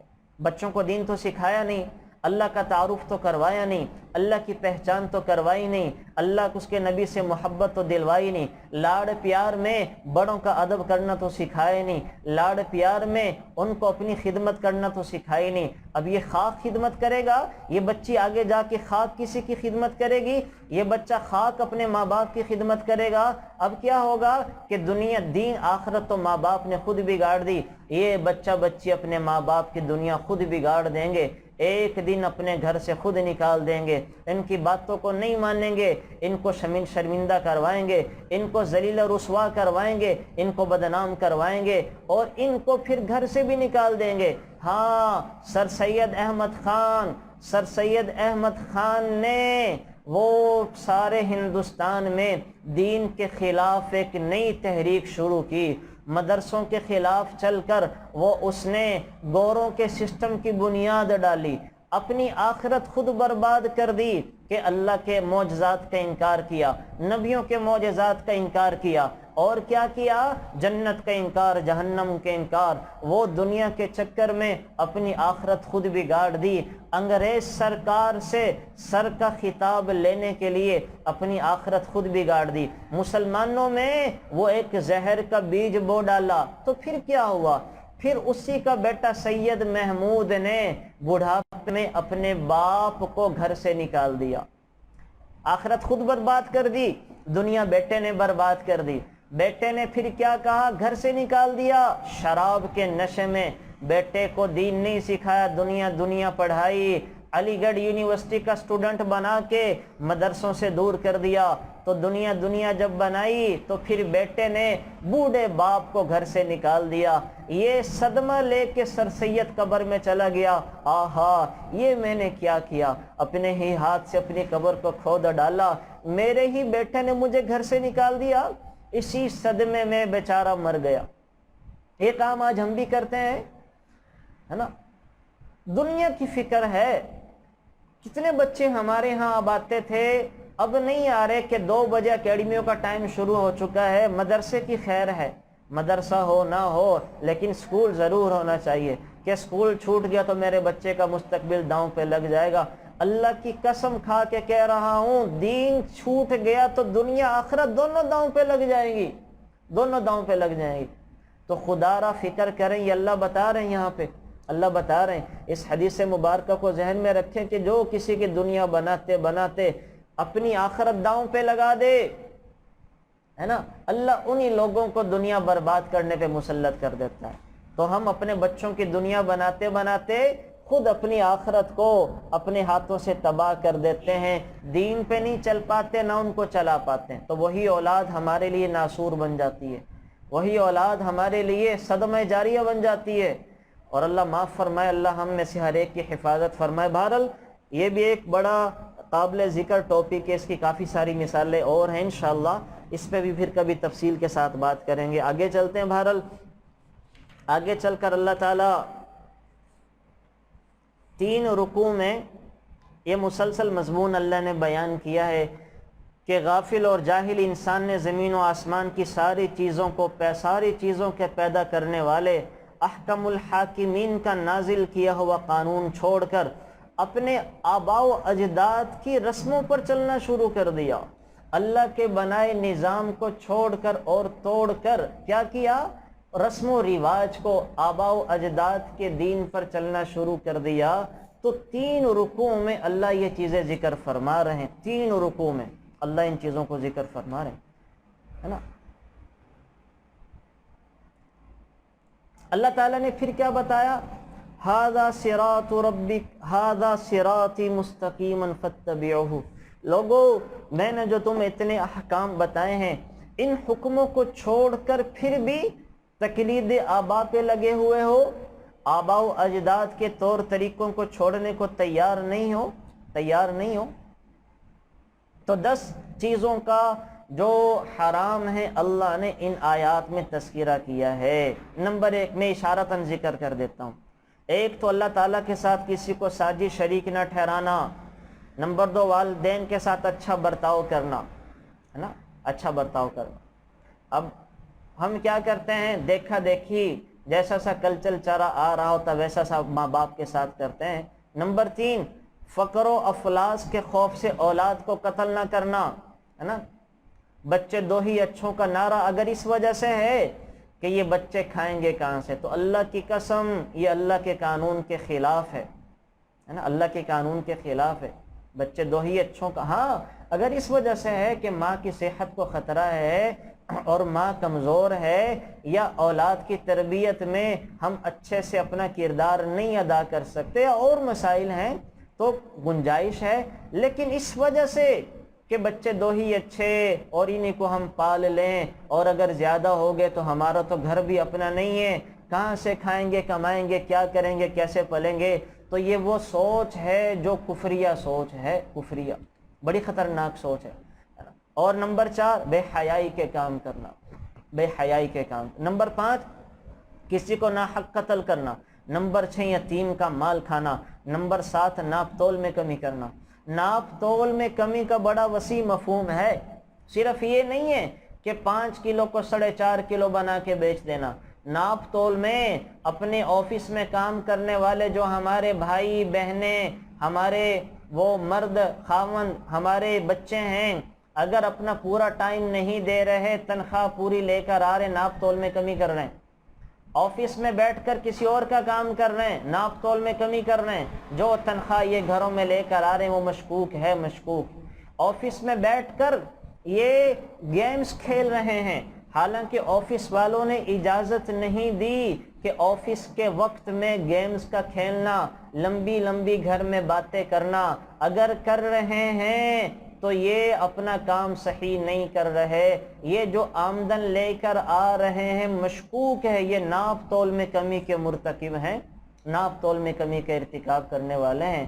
آپ اپنے بچوں کو، اپنے خاوندوں کو اگر گھر میں بیٹھ کے وہ آفس میں، اسکول میں آدھے گھنٹے کی 20 منٹ کی کال کرتی ہیں، تو آپ ان کو گناہ میں مبتلا کر رہی ہیں کہ وہ آپ کے ساتھ کال کرنے کی وجہ سے اپنے مالکوں کا حق مار رہا ہے، اور جو وہ تنخواہ لے کر آئے گا وہ مشکوک ہو جاتی ہے۔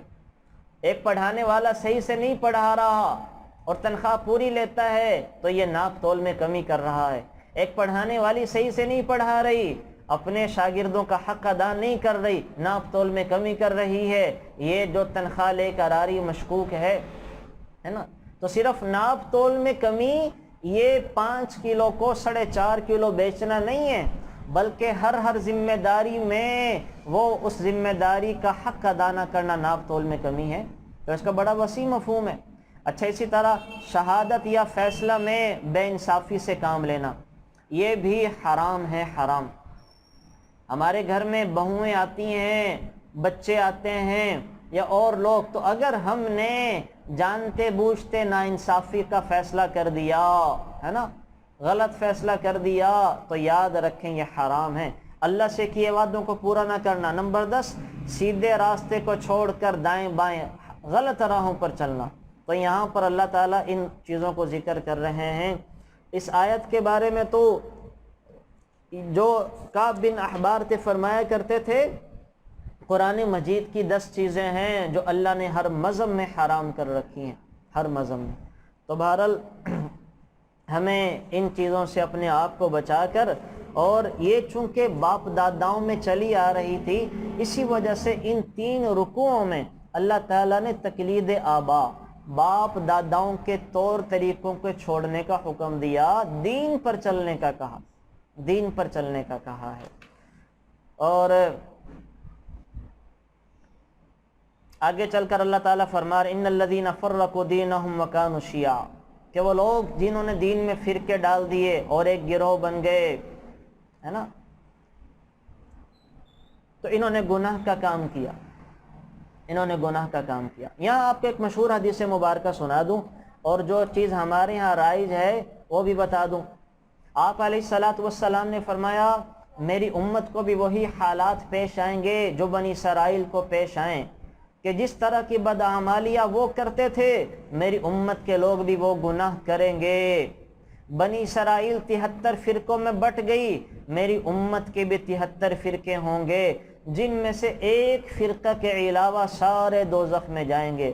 صحابہ نے سوال کیا یا رسول اللہ صلی اللہ علیہ وسلم، وہ نجات پانے والا فرقہ کون سا ہے؟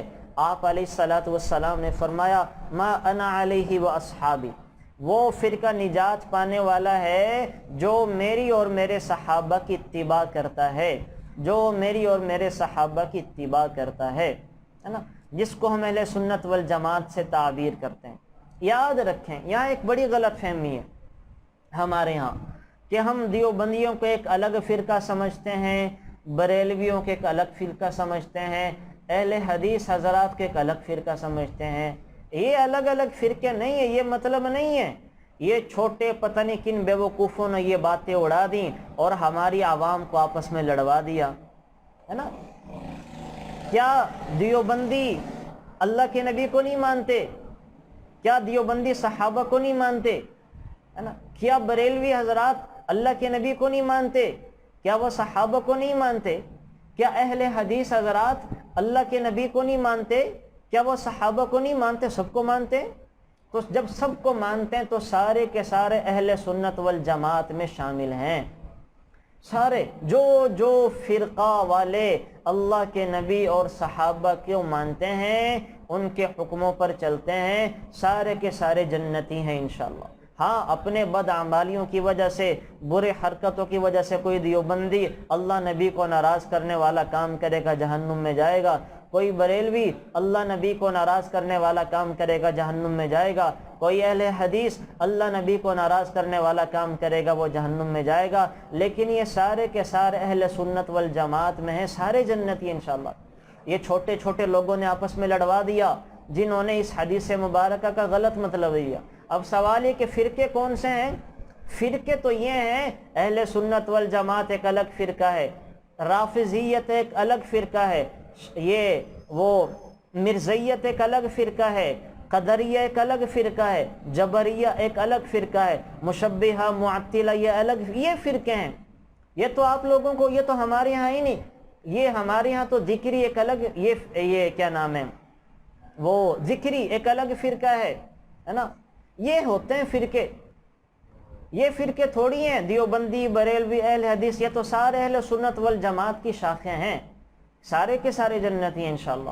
تو اس وجہ سے ان چیزوں کو ہوا نہ دیں، جن کے ذہنوں کے اندر یہ بات تھی، جو دیوبندیوں کو، اہل حدیث کو، بریلویوں کو فرقہ کہتا تھا، ان کو یہ بات سنا دیں، بتا دیں کہ ہم نے مستند علماء سے، مفتیان کرام سے یہ بات سن رکھی ہے کہ یہ سارے تو اہل سنت والجماعت میں، اور سارے اللہ نبی کے ماننے والے ہیں۔ جو اللہ نبی صحابہ کا ماننے والا ہے وہ جنت میں جائے گا انشاءاللہ۔ جو ان بیسک چیزوں میں اختلاف کرتا ہے وہ فرقہ ہے۔ شیعہ ایک الگ فرقہ ہے، رافضی ایک الگ فرقہ ہے، معتزلی، خارجی، یہ الگ الگ یہ ہیں۔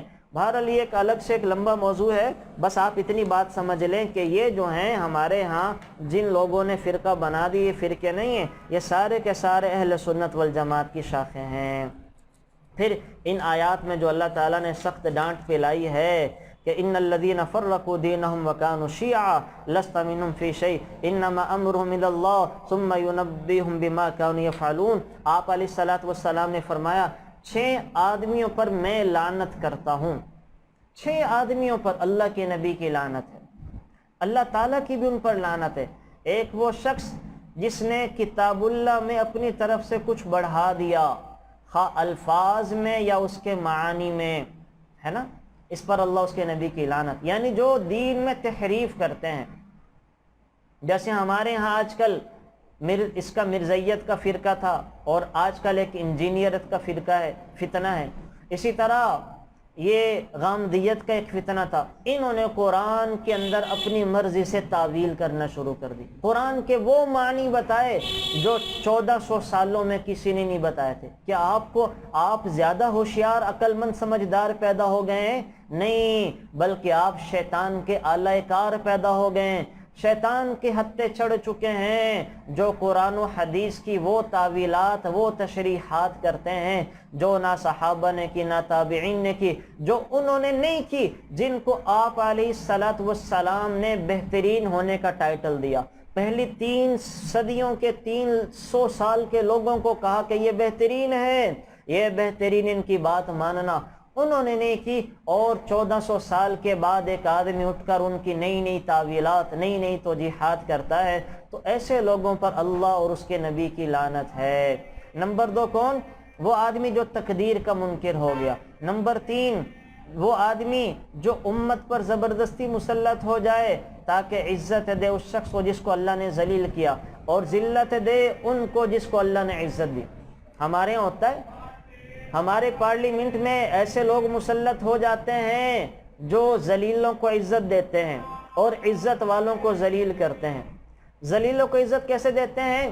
اداکاراؤں کو، فنکاروں کو، بے حیا قسم کے لوگوں کو، ایسوں کو تاج پہنایا جاتا ہے، عزت دی جاتی ہے، پروٹوکول دیا جاتا ہے، اور جو دیندار ہیں، جنہوں نے دین کے لیے کارنامے کیے، ان کو کچھ بھی انعام نہیں دیا جاتا، ان کی قدردانی نہیں کی جاتی، ان کو فراموش کیا جاتا ہے۔ تو ایسے لوگوں پر بھی اللہ کی بھی لعنت ہے، اللہ کے نبی کی بھی لعنت ہے۔ آپ علیہ الصلوۃ والسلام نے تو یہاں تک فرمایا، من وقر صاحب بدعت فقد اعان علی ہدم الاسلام، کہ جس نے کسی گنہگار کو عزت دی، ایوارڈ دیا، اس کی توقیر کی، اس نے اسلام کو گرانے میں اپنا بڑا کردار ادا کیا۔ کیا مطلب؟ آج اگر اداکاراؤں کو، فنکاروں کو، بے حیا قسم کے لوگوں کو پاکستان کی طرف سے وہ ایوارڈ دیے جائیں گے، انعام دیے جائیں گے، ہمارے بچے کوشش کریں گے کہ وہ بھی ان کی طرح بننے کی کوشش کریں تاکہ ان کو بھی یہ ایوارڈ ملے، وہ بھی یہ میراثی بننے کی کوشش کریں گے، ان اداکاراؤں، فنکاراؤں، گلوکاروں کے نقش قدم پہ چلنے کی کوشش کریں گے کہ وہ ٹیلی ویژن پر دیکھتے ہیں، ان کو تو عزت سے نوازا جاتا ہے، پاکستانی نشان حیدر دیا جاتا ہے، پاکستانی وہ انعام دیے جاتے ہیں، اور ان کو پروٹوکول ملتا ہے، کیوں نہ میں ایسا بنوں؟ اور دینداروں کو کچھ بھی نہیں، بھلا دیا جاتا۔ کون دیندار بننے کی کوشش کرے گا؟ کون اپنے بچوں کو پھر عالم بنائے گا؟ کون اپنے بچوں کو مفتی بنائے گا؟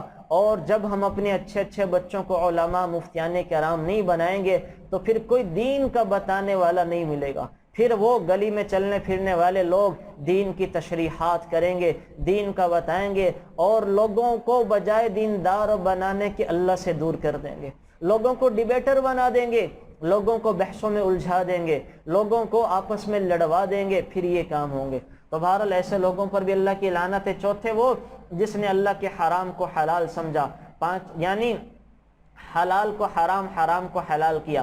پانچویں جس نے میری اولاد کی بے حرمتی کی۔ چھٹا وہ جس نے میری سنتوں کو چھوڑ دیا۔ تو ان 6 لوگوں پر اللہ اور اس کے نبی کی لعنت ہے، اللہ اور اس کے نبی کی لعنت ہے۔ آگے چل کر اللہ تعالی من جاء بالحسنۃ فلہ عشر امثالھا، جو ایک نیکی کرے گا میں اس کو 10 گنا عطا کروں گا، 10 گنا عطا کروں گا، ایک نیکی کرنے والے 10 گنا عطا کیا جائے گا۔ یہاں میں آپ کو یہ ذکر کرتا چلوں کہ جو پہلی امتیں تھیں ایک نیکی کرتے تھے، اللہ ایک نیکی لکھتا تھا، ایک ہی گنا اجر لکھا جاتا تھا۔ آپ علیہ الصلاۃ والسلام نے کہا یا رب زد امتی، کتنے مہربان نبی، کتنے شفیق نبی، یا اللہ یہ تھوڑا ہے بڑھا، تو اللہ نے یہ آیت اتاری من جاء بالحسنۃ فلہ عشر امثالها، آپ کی امت میں سے جو ایک نیکی کرے گا اس کو 10 گنا اجر عطا فرماؤں گا۔ پھر آپ علیہ الصلوۃ والسلام نے کہا اللہ یہ بھی تھوڑا ہے، زد امتی بڑھا دیں۔ اللہ نے دوسری آیت اتاری من ذا الذی یقرض اللہ قرضا حسنا فیضاعف له اضعافا کثیرا، جو کسی کو قرضہ حسنہ دے، اللہ کو قرض حسنہ دے گا، اللہ اس کو دگنا اجر عطا فرمائے گا، دگنا دوہرا دے گا۔ حضور نے کہا یا رب زد امتی یہ بھی تھوڑا ہے۔ اللہ نے پھر آیت اتاری مثل الذین ينفقون اموالهم فی سبیل اللہ کمثل حبۃ انبتت 7 سنابل فی کل سنبلۃ 100 حبۃ واللہ یضاعف لمن یشاء، میری آپ کی امت میں سے جو 1 روپیہ دین کی راہ میں لگائے گا، اللہ تعالیٰ 1 کے بدلے میں 700 تک دے گا، 700 سے زیادہ بھی دے سکتا ہے اس کے اخلاص کی بقدر، جتنا اخلاص ہوگا اللہ بڑھا دیں گے، 49 کروڑ تک اللہ نیکیاں عطا فرما دیتا ہے۔ حضور نے کہا یا رب زد امتی یہ بھی تھوڑا ہے۔ اللہ نے پھر ایک شرط کنڈیشن لگا دی کہ ایک شرط پہ میں گن کے نہیں دوں گا، بغیر گن کے دوں گا۔ آپ تو گنتی پر راضی نہیں ہیں، لاکھوں کروڑوں پر، میں بھی بغیر گنتی کے دوں گا، لیکن ایک بات پر عمل کرنا پڑے گا۔ یا اللہ وہ کیا؟ کہ آپ کی امت کو پھر صبر کرنا پڑے گا۔ آپ کی امت میں سے جو صبر کرنے والے ہیں، صبر کا میں نے آپ کو بتایا تھا کہ 3 پارٹ ہیں، ہر حال میں دین پہ ڈٹ جانا، دین کو فالو کرنا اور پھر آگے بڑھتے جانا۔ جو صبر کرنے والے ہوں گے انما یوفی الصابرون اجرهم بغیر حساب، میں صبر کرنے والوں کو بلا حساب و کتاب عطا کروں گا، بغیر گنتی کے عطا کروں گا، ہے نا؟ اور یہاں تک کہ ان کو اپنا ساتھ عطا کر دوں گا، اپنی معیت عطا کر دوں گا۔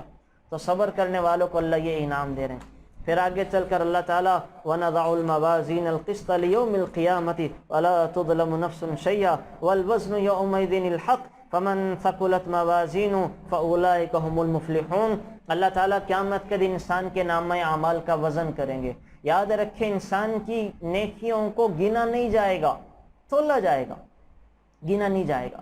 ہم جو نیکیاں کرتے ہیں 10 قرآن 20 قرآن 100 قرآن 100 رکعتیں 1000 رکعتیں، نہیں 100 روپے دیے، لاکھ دیے، کروڑ دیے، اللہ نیکیوں کو گنے گا نہیں، تولے گا ہے نا؟ گنے گا کیوں نہیں؟ گنتا تو زیادہ کرنے والوں کا نامہ اعمال جھک جاتا، ان کو زیادہ ملتا۔ اگر گنتی ہوتی تو کروڑوں خرچ کرنے والے جنت میں چلے جاتے، سینکڑوں والوں کو کچھ بھی نہ ملتا۔ تو اللہ نے کہا نہیں، میں اعمال کو تول لوں گا۔ اور تول کے اندر وزن کس کا زیادہ ہوگا؟ جس کا اخلاص زیادہ ہوگا۔ ایک آدمی نے کروڑ روپیہ مسجد مدرسے میں لگا دیا، خلق خدا پہ لگا دیا، لیکن ساتھ اپنے نام کی تختیاں لگوا دی کہ فلاں چودھری صاحب، فلاں میاں صاحب، فلاں کے واسطے، فلاں کے نام پہ، اللہ سب ضائع کر دے گا۔ اور ایک آدمی نے چپکے سے غلے میں جا کے 100 روپے ڈال آیا، نہ نام لکھوایا، نہ رسید کٹوائی، نہ عطا نہ پتہ، اللہ کی قسم اللہ اس کا 100 ہی وہ کروڑوں والوں سے بڑھا دے گا۔ تو اللہ تعالیٰ کیا کرتا ہے؟ اللہ تولے گا، گنے گا نہیں، تولے گا، تاکہ غریب وہ پتہ چل جائے۔ اسی وجہ سے آپ علیہ الصلوۃ والسلام نے فرمایا کہ کبھی کبھی 1 درہم خرچ کرنے والے کا 1 درہم اللہ 1000 درہم خرچ کرنے والے سے بڑھا دیتے ہیں، اس کے اخلاص کی بقدر، اخلاص کی بدولت۔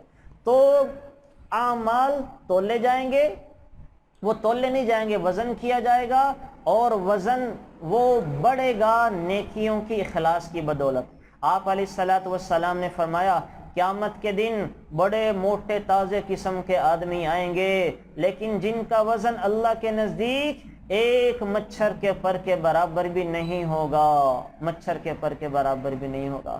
عبداللہ بن مسعود کے بارے میں میرے نبی نے فرمایا کہ ان کی ٹانگیں ظاہر میں کتنی پتلی ہیں۔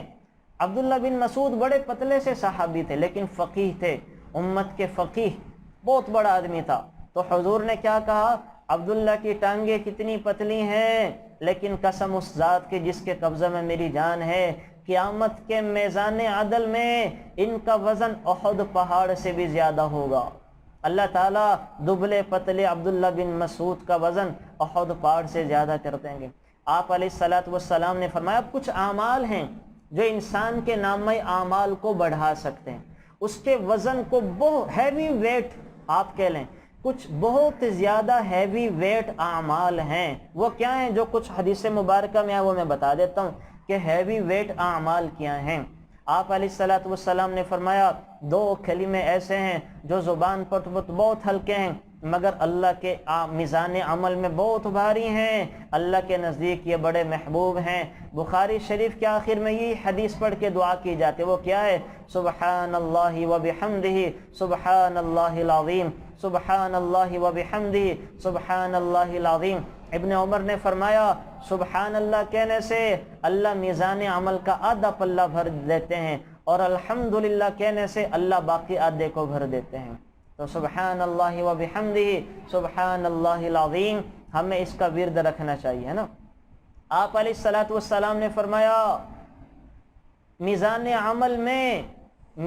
عمل میں حسن اخلاق کے برابر کوئی عمل وزنی نہیں ہوگا۔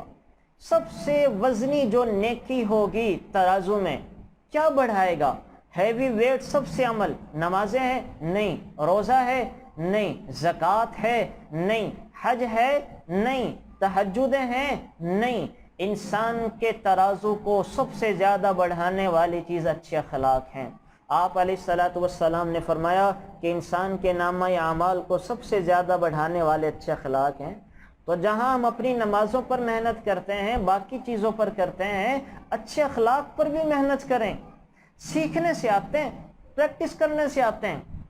کسی کے ساتھ جھگڑا ہو گیا، غصے میں برا بھلا کہہ دیا، کام والی کو اپنے ملازم کو ڈانٹ دیا، بعد میں خیال آیا تو معافی مانگ لیں کہ اللہ کی بندی مجھے معاف کر دے، بس میں غصے میں تھی، پتہ نہیں کیا کیا کہہ دیا، انشاءاللہ آئندہ میں پرہیز کروں گی، میں پرہیز کروں گا، اس طرح سے کہیں۔ تو آپ 2-4 دفعہ اس کی عادت بنائیں گے تو غصہ خود بخود شیطان ختم کروا دے گا، ہے نا۔ یہ کرنے پڑتے ہیں کام، یہ کسی کی فطرت میں نہیں ہوتے، ان کی پریکٹس کرنی پڑتی ہے، پریکٹس۔ ہر انسان میں نیگیٹو ہی ہیں۔ ہمارے بڑوں نے میرے اندر بچپن میں اللہ کا فضل ہے، جب مدرسوں میں تھا ہمیشہ یہاں ٹاپ کرتا تھا، لاہور میں تھا، کراچی گیا، وہاں کی پڑھائی پاکستان کی سب سے اچھی پڑھائی ہے۔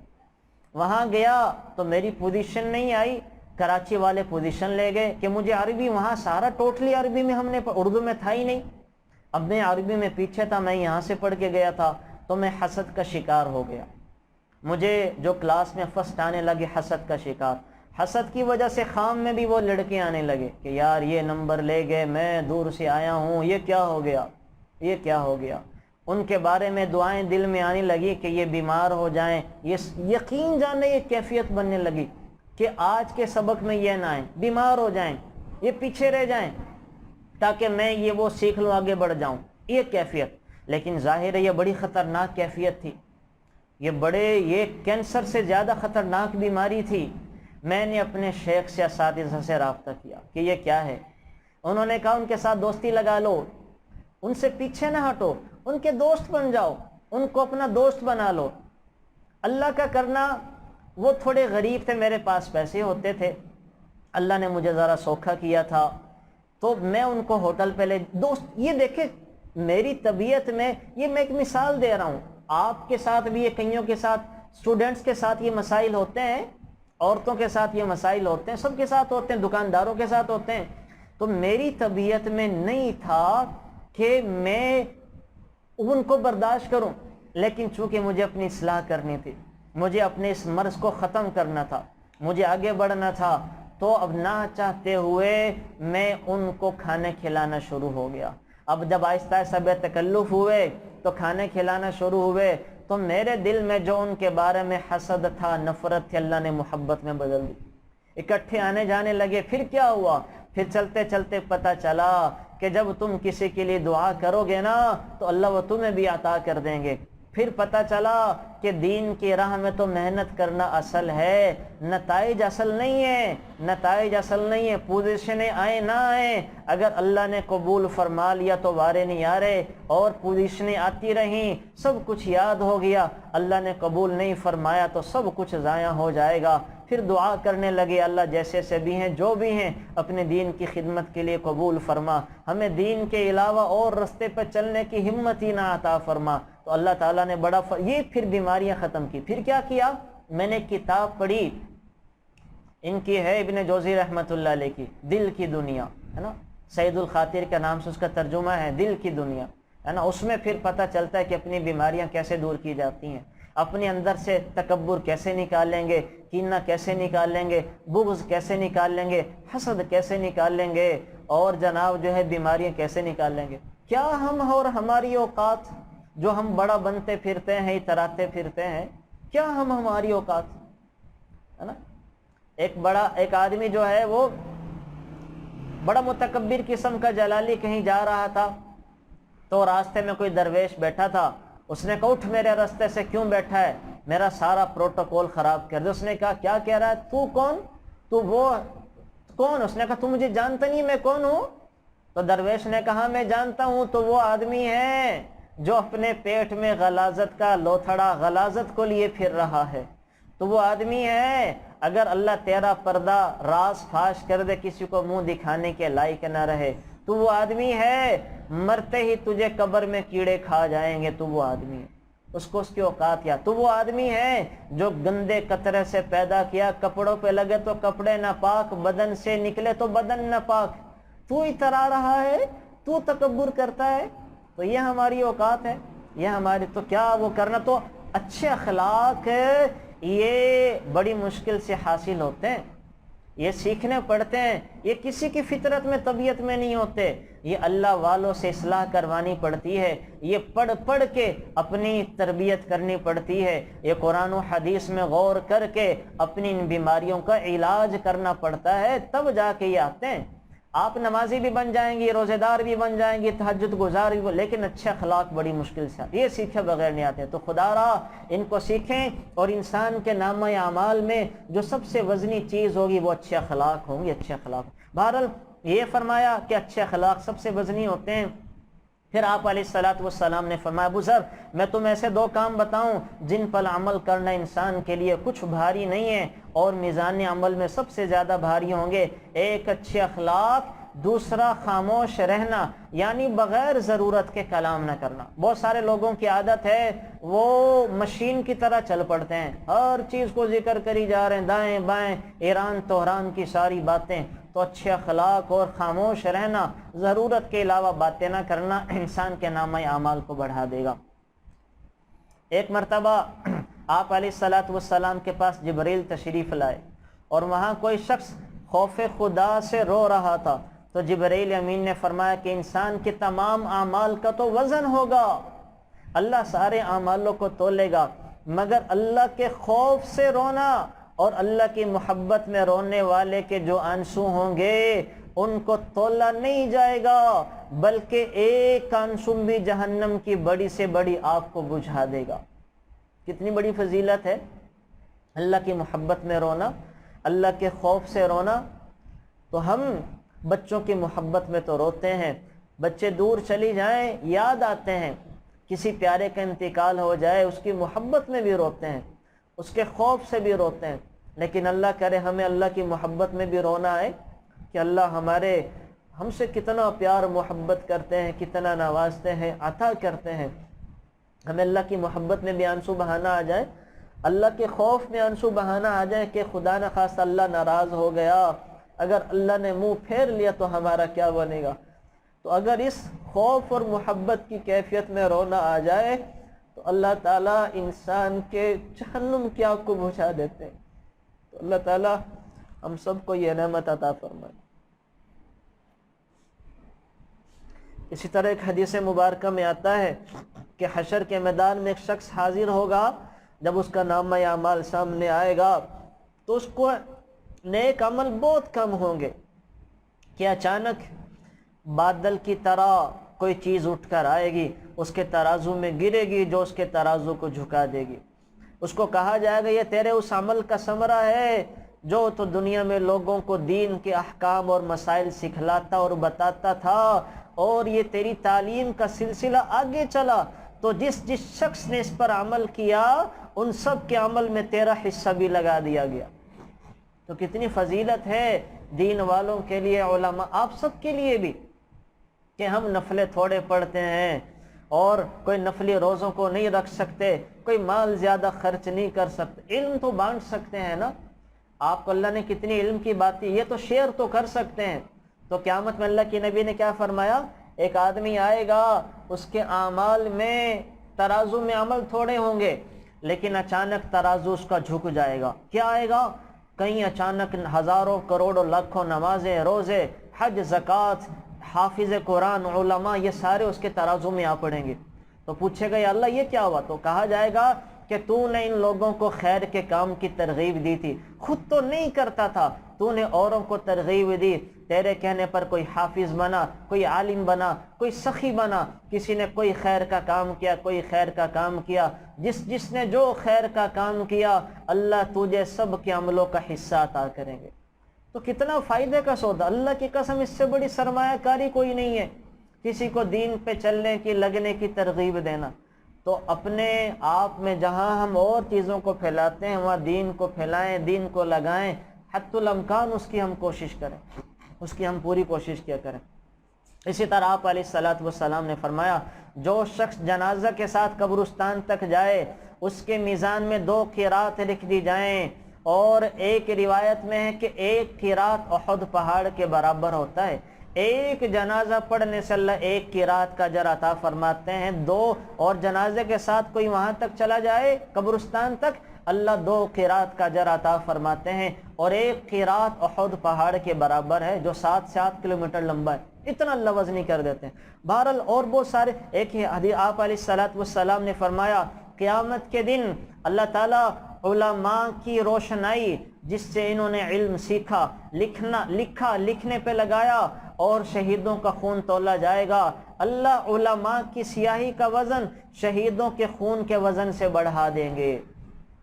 اتنے فضائل ہیں، تو اپنے بچوں کو حافظ بنائے، عالم بنائے۔ اللہ کی قسم بچہ اچھا حافظ بنا دیا، خاندان کے 10 جہنمیوں کو جنت میں لے جائے گا۔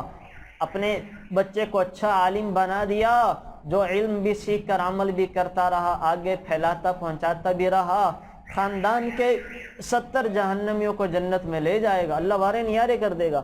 تو بہرحال اور بہت سارے اعمال ہیں جو انسان کے نامہ اعمال کو بڑھا دیتے ہیں۔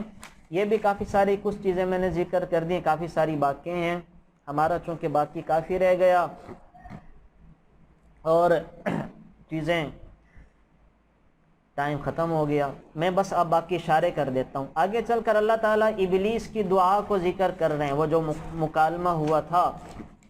ابلیس نے کہا تھا قال انک من المنظرین قال فبما اغویتنی لاقعدن لهم صراطک المستقیم۔ جب ابلیس کو جنت سے نکالا گیا تو کہنے لگا یا اللہ تو نے انسان کی وجہ سے مجھے جنت سے نکالا ہے، میں دائیں بائیں آگے پیچھے اوپر نیچے سے حملے کروں گا، چھوڑوں گا نہیں۔ اللہ نے بھی کہا پھر میں تجھے تیرے پیروکاروں کا جہنم کا ایندھن بنا دوں گا، اور نہ تجھے چھوڑوں گا نہ تیرے پیروکاروں کو چھوڑوں گا۔ ابلیس نے کہا اللہ پھر مجھے مہلت دے دے، مجھے مہلت دے دے۔ ابلیس نے اللہ سے مہلت مانگی تھی نفخ ثانیہ کے پھونکے جانے تک، ہے نا، دوسرے سور تک، لیکن اللہ نے نہیں دی۔ اللہ نے مہلت دی، کب تک دی؟ وہ پہلے سور کے پھونکے جانے تک، پہلے سور کے، ورنہ اگر دوسرے سور تک اللہ مہلت دیتا تو اس وقت تو صرف اللہ کی ذات باقی ہوگی، اللہ سب کو فنا کر دے گا، ورنہ یہ بھی زندہ رہتا۔ تو بہرحال یہ اللہ تعالیٰ نے اس کو مہلت دی ہے، وہ جب پہلا سور پھونکا جائے گا اس وقت اس کو بھی ہلاک کر دیا جائے گا۔ یہاں یہ بھی بتا دیا کہ کافروں کی دعاؤں بھی قبول ہو سکتی ہے۔ ابلیس سارے کافروں کا کافر ہے، اللہ نے اس کی دعا کو بھی قبول فرما لیا، اور اس کی دعا کو قبول فرما کر اللہ تعالیٰ نے اس کو مہلت دے دی۔ تو بسا اوقات ایمان والوں کی دعاؤں کو اللہ روک لیتا ہے، ذخیرہ آخرت بنا دیتا ہے، اور کافروں کی دعاؤں کو سن لیتا ہے۔ 6 ارب کافر وہ اللہ سے اولاد بھی مانگتے ہیں، اپنی ترقیاں بھی مانگتے ہیں، ملک کی سلامتی بھی مانگتے ہیں، اللہ سب کو سب کچھ دے رہا ہے۔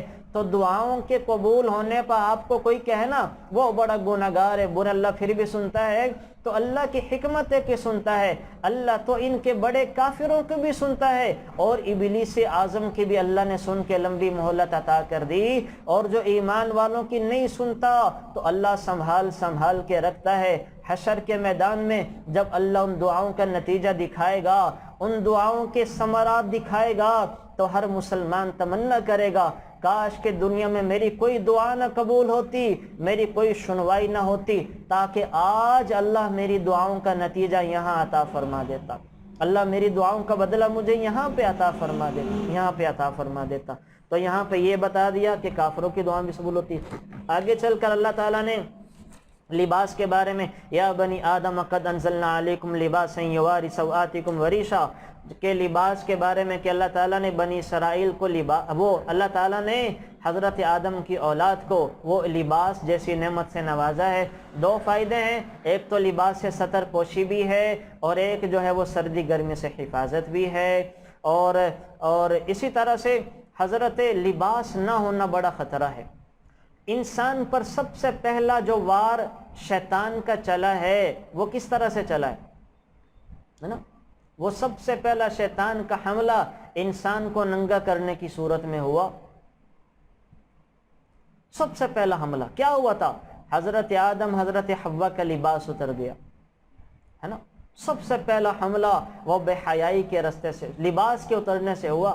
اور آج بھی شیطان اپنے شاگردوں کے ذریعے جب انسان کو گمراہ کرتا ہے تو تہذیب کے نام پر اس کو نیم برہنہ یا برہنہ کر دیتا ہے، اس کو بے پردہ بے حجاب کر کے سڑکوں گلیوں پر کھڑا کر دیتا ہے اور اس کو ترقی کا نام دیتا ہے نا، اس کو ترقی کا نام دیتا ہے، اس کو معاشرے کے ساتھ چلنے کا نام دیتا ہے۔ یاد رکھیں سب سے پہلا جو فرض ایمان کے بعد ہے وہ اپنے بدن کا ڈھانپنا ہے۔ سب سے پہلا فرض وہ ستر پوشی ہے۔ انشاءاللہ یہ ایک پورا تفصیلی موضوع ہے، میں ہفتے کے بیان میں اس کو کبھی ذکر کر دوں گا، بس اس کو بھی سمیٹتے ہیں۔ میں نے بس اشارہ کر دیا کہ سب سے پہلا حملہ شیطان کا وہ ستر کے لباس کے راستے سے ہوا، اور ایمان کے بعد سب سے پہلا فرض وہ ستر پوشی کا ہے۔ اور آج بھی شیطان کے شتونگڑے وہ ستر وہ کہ انسان کو برہنہ ننگا کر کے حملے کرواتا ہے نا۔ بچوں کو بچیوں کو وہ نیم کپڑوں میں لا کے ساری دنیا میں بے حیائی کو پھیلایا ہوا ہے، بغیر حجاب کے پھروا کے سارے بچوں بچیوں کا مستقبل داؤں پہ لگوایا ہوا ہے، اور وہ بچے بچیاں پھر کسی کام، نہ اپنے کام کے نہ کسی اور کام کے، نہ دین و ملک کے کام کے نہ ملت کے کام کے نہ ہی اسلام۔ پھر یہ ہوتا ہے۔ اچھا یہاں پہ ایک بات اور ذکر کر، تو لباس کے لیے جب دعا آپ علیہ الصلوۃ والسلام نے کیا کہی؟ الحمدللہ الذی کسانی ھذا ثوبا، کہ تمام تعریف اس اللہ کے لیے ہیں جس نے ہمیں یہ لباس پہنوایا۔ اور یہاں پہ یہ بھی مسنون ہے کہ جب انسان نیا لباس بنائے تو پرانے لباس کو صدقہ کر دینا چاہیے۔ نیا لباس سلواتے وقت پرانے لباس کو صدقہ کر دینا یہ وہ مسنون ہے۔ اچھا بہرحال چل انشاءاللہ اس پہ پھر بات کریں گے، بات زیادہ ہو گئی۔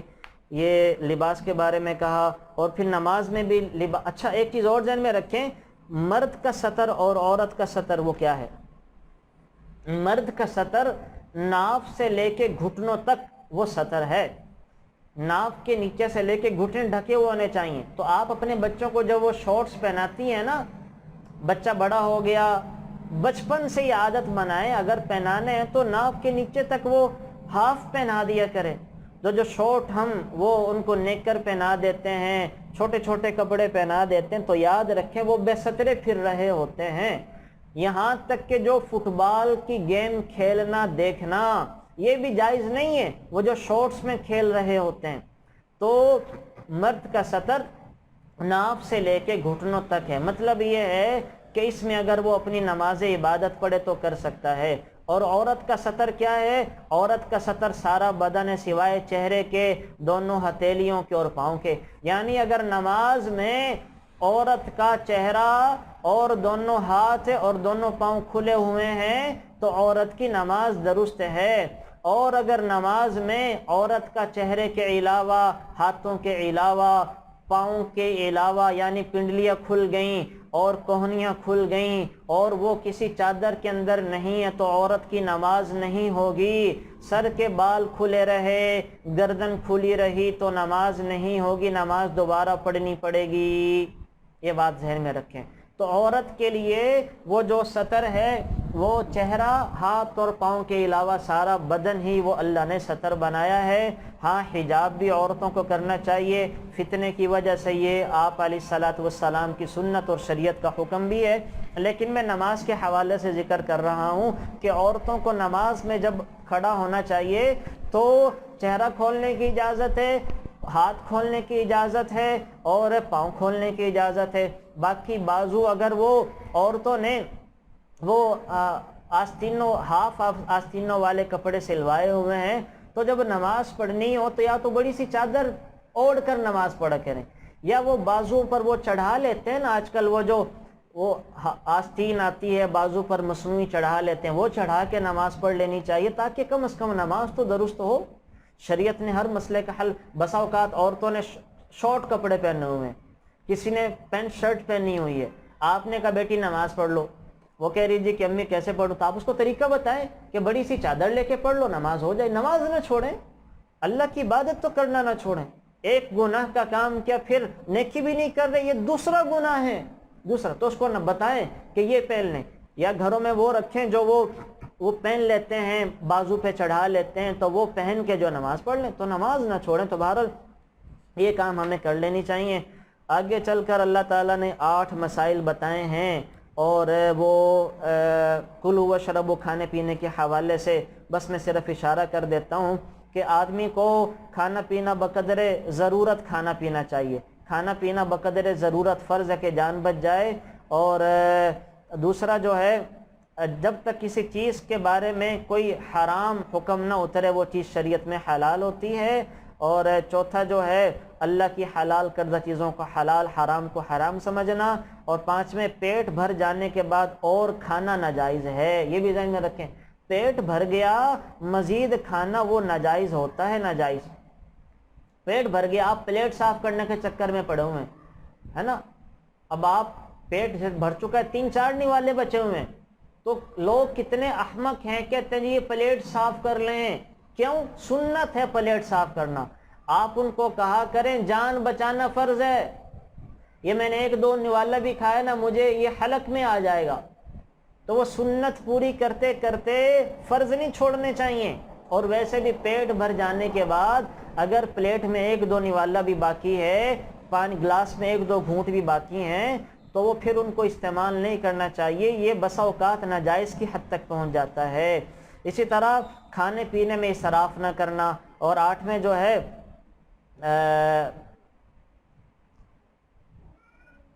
جس چیز کی خواہش ہو اس کو ضرور بھی ضرور حاصل کرنے کی تمنا کرنا، یہ بھی اسراف ہے۔ یہ بھی اللہ تعالیٰ حکم بتا رہے ہیں، یہ الگ سے تفصیل کے ساتھ بیان کرنے کی چیزیں ہیں، تو یہ جو ہے وہ بس ٹائم ختم ہو گیا، چلے اس بات کو میں پورا کر لوں۔ یہاں اللہ تعالیٰ نے کھانے پینے کے حوالے سے کافی چیزیں ذکر کی ہیں کہ انسان کی صحت و تندرستی کا راز وہ اعتدال میں ہے، ساری بیماریوں سے بچاؤ کا راز وہ اعتدال میں ہے۔ ہارون رشید کے پاس ایک نصرانی ڈاکٹر آیا، اس نے کہا آپ کے قرآن میں کوئی میڈیکل کا حصہ نہیں ہے، حالانکہ علم تو 2 ہی ہیں، دین کا علم اور جسم کا علم۔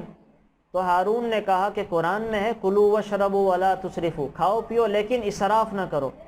نے کہا اچھا تمہاری حدیث میں کوئی میڈیکل کا حصہ نہیں ہے۔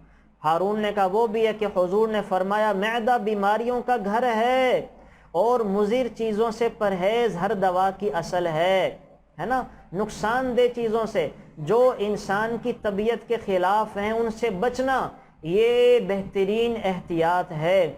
اور ہر بدن کو وہ چیز دو جس کا وہ عادی ہے۔